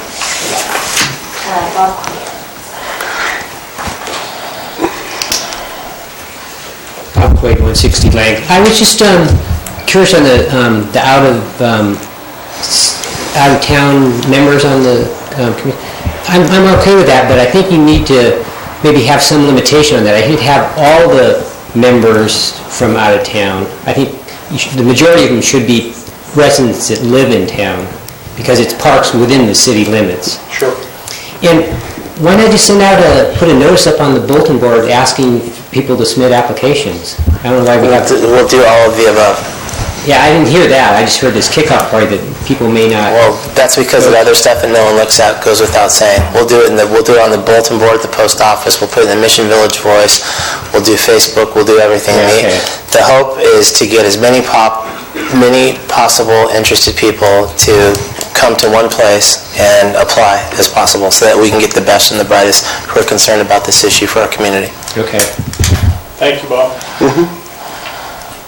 Any other public comment? Okay. Any other questions, comments from council? We have our marching orders. Do you guys have a preference on 4+ staff or 5+ staff? I'm just, again, thinking of two different options. One where, like, this is you guys 5 plus me not voting, and then Strategic Planning Committee, I'm actually at all the meetings and have voting rights. So, I mean, it just depends on how you want me to serve. 5 plus, you need an odd number. Yeah, it needs to be an odd number. Yeah. I'm comfortable with staff having a vote. Yeah, I am too. Okay, so we'll do 4 plus me then. 4 plus you. Okay. Okay, for a total of 5? Yeah. All right. Okay. Oh, wait, he can vote. We're just allowing him to tell you. You said you don't have to be a resident. One more question. Yes, sir. What is this commission charge? What's their charge? What are they going to do? Coming up with a master plan for the parks. That's it. The city master plan, yes. When you send out your notice, that's all you're going to say, come out. It's not going to focus on the dog park. Yeah. I'll use flowery language. Say, Bob, we're going to leave that to the staff to something. Matt's pretty good. Okay, discussion item. I like doing that stuff right up front. 7B, and then update and schedule an RFP for franchise collection services of recyclables, organics, and solid waste. Could we possibly have had more attachments for this? Do you think would that have been? I'm not sure there was a paperwork involved with it. There's more details and stuff, but kind of synthesize and stuff. But basically, the Assembly County Integrated Waste Board has been meeting with an ad hoc committee and discussing the current contract becomes null and void June of 2018.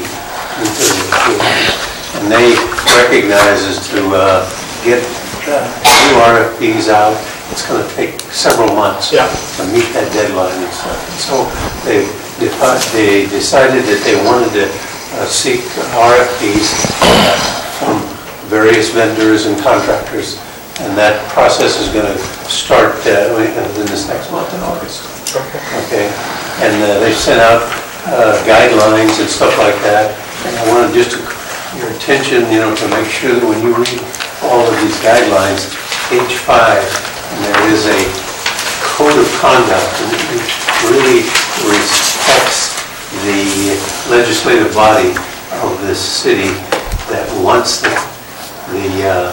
process is started and the RFPs are out, you and code of conduct from getting involved in doing negotiations with them. Oh. Like this is Chicago or something. Yeah. So it means no lunch. Our franchise fee is 10% for residential, 12% for commercial. Okay. Other cities like Hollister, I think it's 5% or 7%. But there is an additional feature in there where you can have a cost recovery for the road impacts of the heavy vehicles. And that's something that we could negotiate in that process once they accept the RFP of the contractor there, and we get into negotiation. Any questions, comments? Well, I noticed that this contract is going to include compostables, because the last time it was up for renewal, I blame the county for this, but they kind of just skipped that, and in a most modern municipalities have that. So I'm glad to see that the county caught up. And we put a great emphasis on convincing in the RFP to encourage them to bundle the packages so that you have not only the recyclable and the garbage and the green waste, but then another is what they call organic waste. What's the compostables, yeah. And that's becoming very popular. Anything else? Is that green stuff all going to go to Z-Best on the county line? It is? Yeah, then it has to come out of the book. No, Well, we don't know yet. it actually, with the present vendor, it does not. They do not go to Z-Best. Really? They do not. For the green can garden waste, it does not go to Z-Best. It goes to a place up in, near the state park as you go over the Pacheco Pass. Somewhere up there, there's another type of place like that. Okay. Any public comment on this item? One contract at a time. Victor Gomez with Pinnacle Strategy. I actually represent Green Waste and also Z-Best as well. So Recology actually does send a little bit of its product to Z-Best. Okay. They decide to drop it off at our facility, our Green Waste facility in San Jose, and then it ends up coming back. Unfortunately, it goes through a big, long trip to San Jose and makes its way back to San Benito County, oddly enough. Z-Best is going through hopefully going through an expansion soon, so it'll enable us to incorporate a lot of this composting and all of that good stuff. But I'm here, I just wanted to speak just really quick and make sure you understand that prior to the code of conduct and making sure that you won't hear from Victor at least lobbying for green waste, but I still want to extend that invitation for you to tour the green waste facility in San Jose. You do have, I think, Roger has the specific date in front of him, I don't, but I think it's like the August timeframe when you're cut off of speaking with any proposer before that timeline. But before that, I would certainly encourage you, before you have to make that pretty heavy decision, to tour some of the facilities. Go tour Recology. I'd love to have you on a tour of Green Waste as well. So certainly the invitation is still out there, so if you would like to consider it, feel free to get a hold of me. So with the garbage from San Benito County being going up to the San Jose plant? Recology does send a lot of its product to Green Waste for sorting. They don't have the MRF that we have, and I know, John, you're probably very familiar with it. But the MRF in San Jose, it's a state-of-the-art facility. Right. A lot of people don't really understand how much goes into garbage, and we actually have 300 people in a warehouse picking through your garbage to making sure that everything is removed from plastic bags to plastics. I would remind people that Recology also has a similar one in South San Francisco. So that's correct. So, yeah. But that would be even a further trip, Thank you for your time. Yeah. Thank you. Any other public comment? Any other questions or comments from the council? Nope. Okay. I'll stay out of it. Okay. We're good. Then D, impact fees. Councilmember Freeman. I haven't done anything in particular. I asked that we look at it, and I was told we need a nexus with fees, so what do we have to do to do that? Do you want me to do the staff report? Not just yet. Okay. I have a suggestion that perhaps this is something for an ad hoc, to go back, talk about it, spend some time with staff, and sort of figure out what the goals are. I kind of disagree. The goal is as much money as possible. It's very simple. Why waste our time with any other goal? I mean, when you sell something, do you sell it just at any old price or the best price you can get for it? But the best price isn't, I think the mayor's point is the best price isn't in a vacuum. Okay. The best price exists amongst other competing interests, in this case, other municipalities, and what are they charging? And whether you look at it from a nexus standpoint or from, let's call it market rate, whatever we charge, I think, has to be in line somewhat with other neighboring communities. Not quite, and that's incorrect, and I'll point that out. Your nexus of impact fees has to be based on what your needs are in the future for this city. Now, the needs of San Jose or Hollister are different, and you have to analyze each phase of that, and then your growth and calculate it based on that. Now, you can't compare to say, oh, Hollister's got an impact fee of $20,000, we should have it. It has to be based on what your needs are in this city.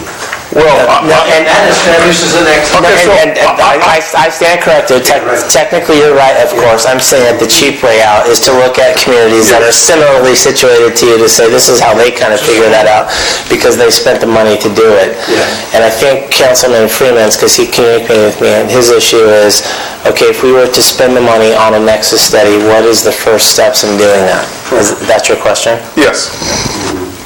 So, I see unlimited needs. I mean, I don't want to get philosophic, but I will. Karl Marx said man's needs are few, but his wants are many. So, I want nice roads on every road. I want nice parks everywhere. I want a swimming pool for our high school kids.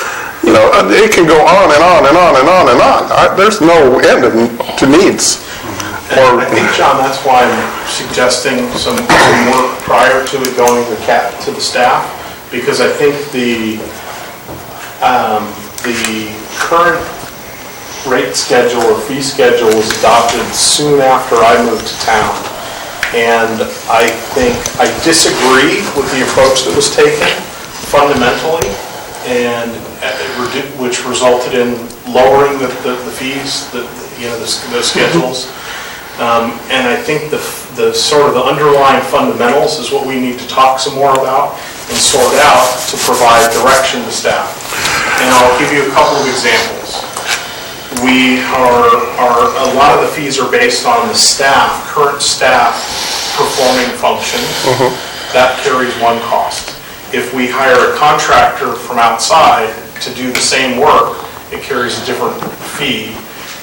And I think we need to be very realistic about what we are going to do in-house versus what we're going to take outside.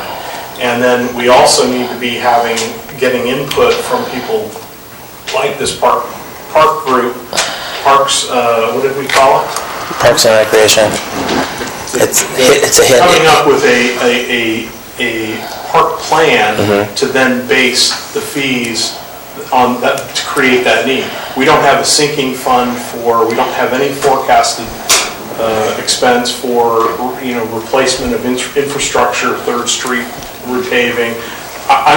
Those are needs that are. They are exactly right, but I think we need to spend some time identifying some of those more specifically for staff, because they're looking at it from, hey, if I got to go out and do a permit, how much time does it take me and what does it cost? We need to provide the direction in the bigger picture. That's our role, and I don't believe we've done that. Okay, so since I've lived here,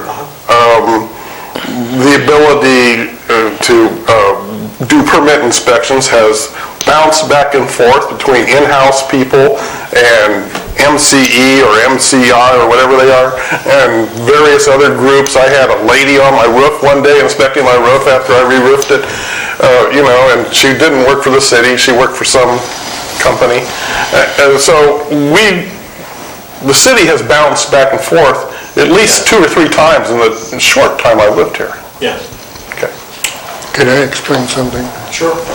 We'll see. The fees that we have today are based on, we did a nexus study because we discovered that the previous city manager arbitrarily raised the fees, and they were not justifiable.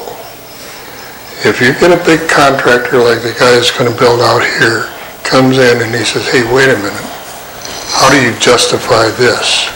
And then the other thing is, you have to be very careful of what you use impact fees for. You know, everybody says, oh, we have all these impact fees, why don't we widen 25?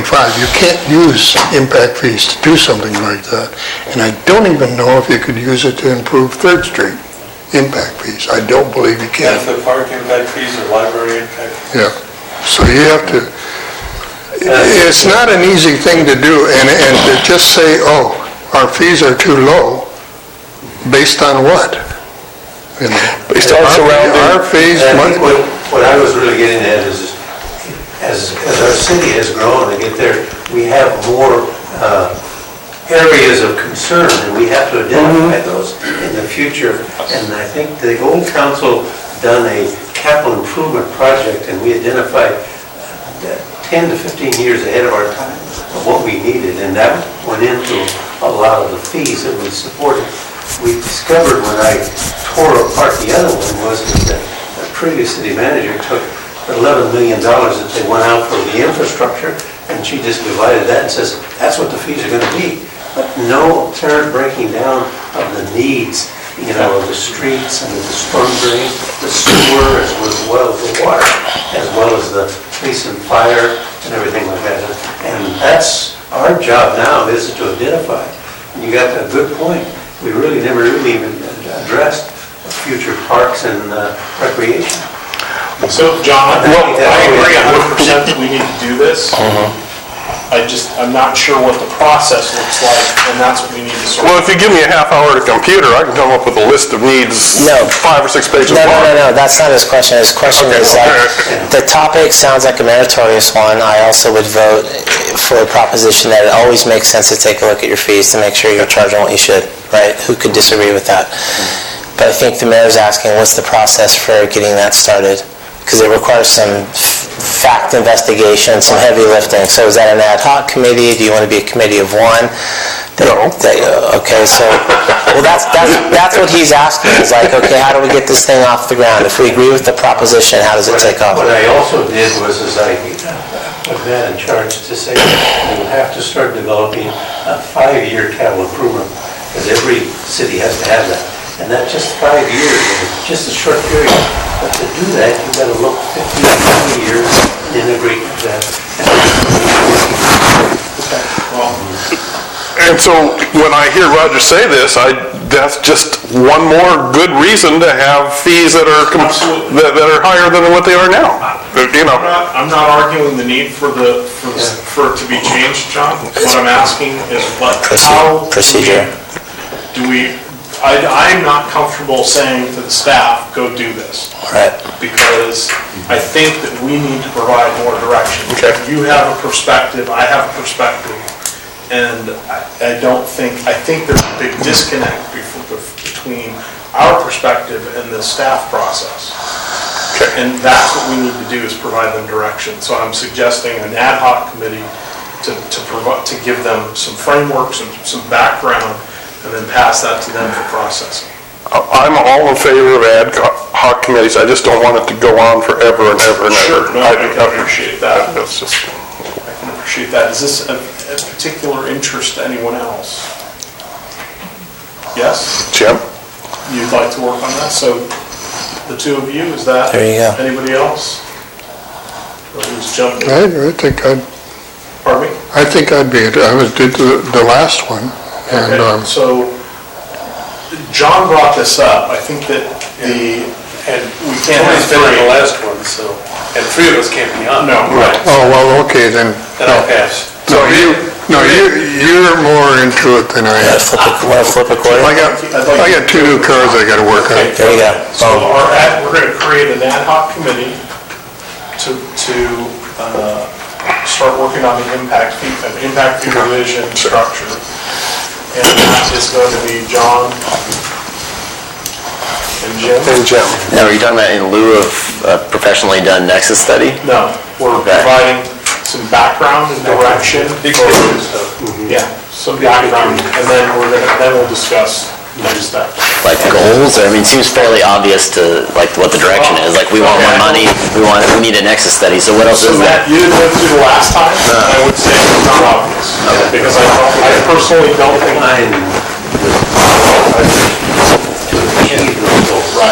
So I don't think that's a... One of the things that I've discovered just in the last year and a half is that the prices cost of construction is gone sky high.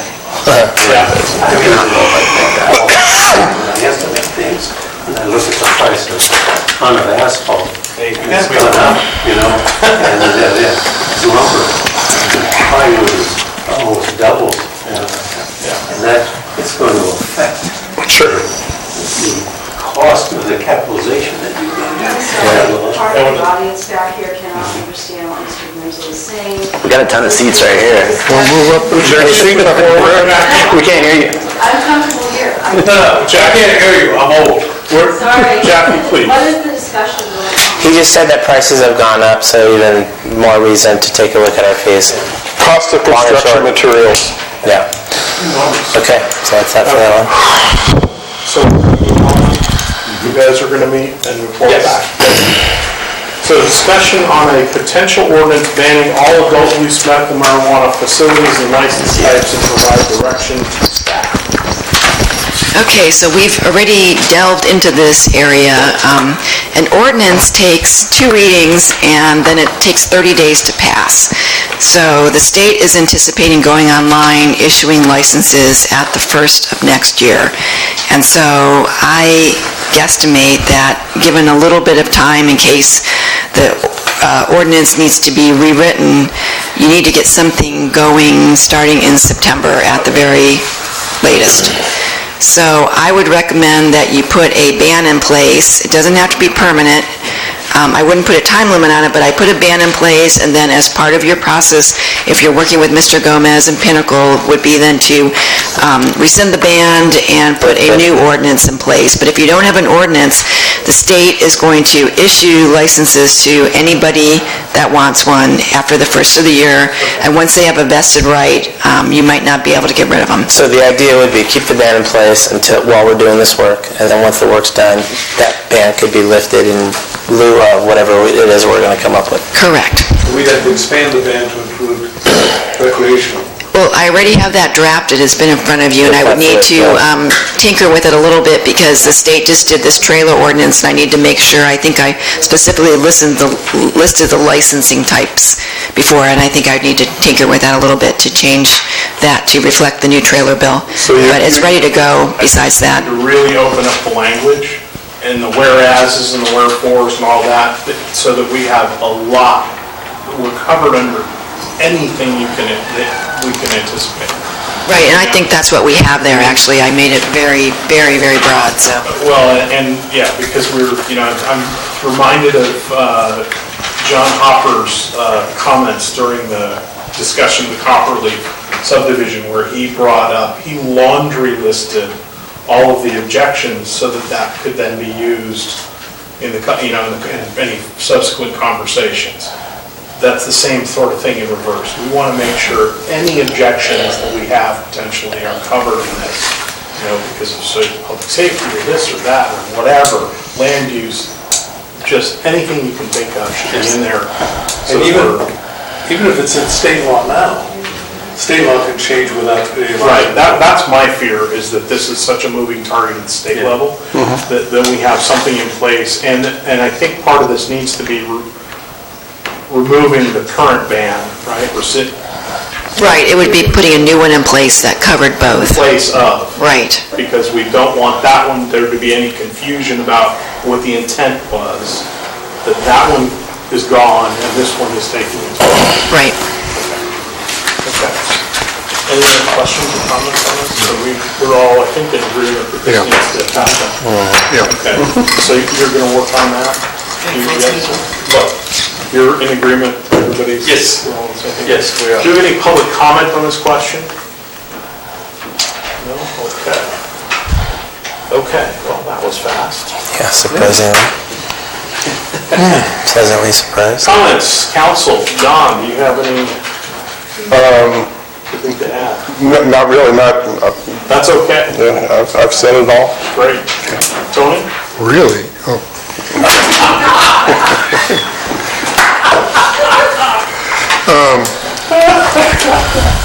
I'm just being mean. It's getting late. I have one, not comment, but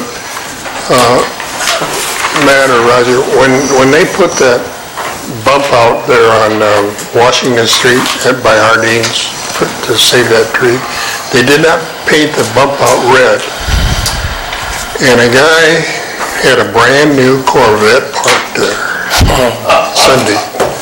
And I was so tempted to, I mean, he was sitting up, he was down there blocking the street. And because he didn't want to scrape his Corvette on the curb. So that curb should be red. Yeah. Makes sense. I don't have anything. Dan? Yeah, as promised, I wanted to report out on a pretty interesting, important meeting that we had with Caltrans District 5 Project Manager Brandy, last name escapes me right now. Randy Ryder. Yeah. Anyway, she traveled up from San Luis Obispo to meet with Supervisor Patello, myself, and Scott Fuller 2 weeks ago. And here's the kind of bottom line. If anyone wants any more detail on this stuff, see me afterwards or as a sidebar. But the bottom line from our standpoint, from the community standpoint, is we kept trying to convince her that, and District 5, that unless they do something with the Union Road, Highway 156 intersection, traffic levels around here are going to continue to be intolerable. And I think that everyone who lives here can agree that traffic conditions on 156 are currently intolerable. You can't even get the Hollister in the afternoons. Well, take an hour. You plan an hour. That's right. And what it's doing is it's causing commuters to get creative. I don't know if it's because they have the Waze app or what they're doing, but they're cutting through San Juan Valley. They're stacking up at Grillin' and Chillin' for a half a mile. They're even turning right on 156 in the Alameda, going behind the Hacienda, jamming down that road in order to get in front of 10 cars, get right back in the same line that they're in. So it's creating all kinds of crazy traffic problems. It's not tolerable for us. We see the problem as being Union Road and 156. Right now, under the current project description, $85 million project, Caltrans does not have improvements designated for that intersection that we believe would make a real difference in alleviating those conditions. In fact, the addition of 4 lanes, we found out at this meeting, first time I'd heard this in all these years litigating against them and everything. The reason why they're adding 4 lanes is Caltrans District 5 is majorly concerned with cross traffic and private driveways on his existing 156. And that rings true, because anyone that knows the improvements they've done on Highway 101 south of here, at San Juan Road, at Vieira Canyon, Blonda, everything, you know that they don't like liability. And when you've got, I think she said there's 17 private driveways on existing 156 and cross traffic at Bixby and Lucy Brown and so forth. So they're trying to avoid all that. So the addition of 4 new lanes is meant primarily for a lessening of Caltrans liability and less so about making real improvement to current traffic conditions. So therefore, we were imploring her to do whatever she can to include different, more lasting types of improvements to 156 in Union to improve the quality of life of all of us. Specifically, we want a roundabout there. And you know that was in our original design, remember? They picked up our roundabout at Bixby, but why they left that one out? We said if you're going to do one at Union. That's going to make the biggest, that's where you're going to get your biggest bang for your buck. Figure out why they want it. Because of liability, Roger. Because they're afraid of cross traffic and tractors pulling sprinkler pipes across and all that stuff. So it was mainly liability driven. So what we agreed to do is prepare a letter that is going to be signed by everyone we can get to sign it, including the mayor of San Juan Bautista, but also including U.S.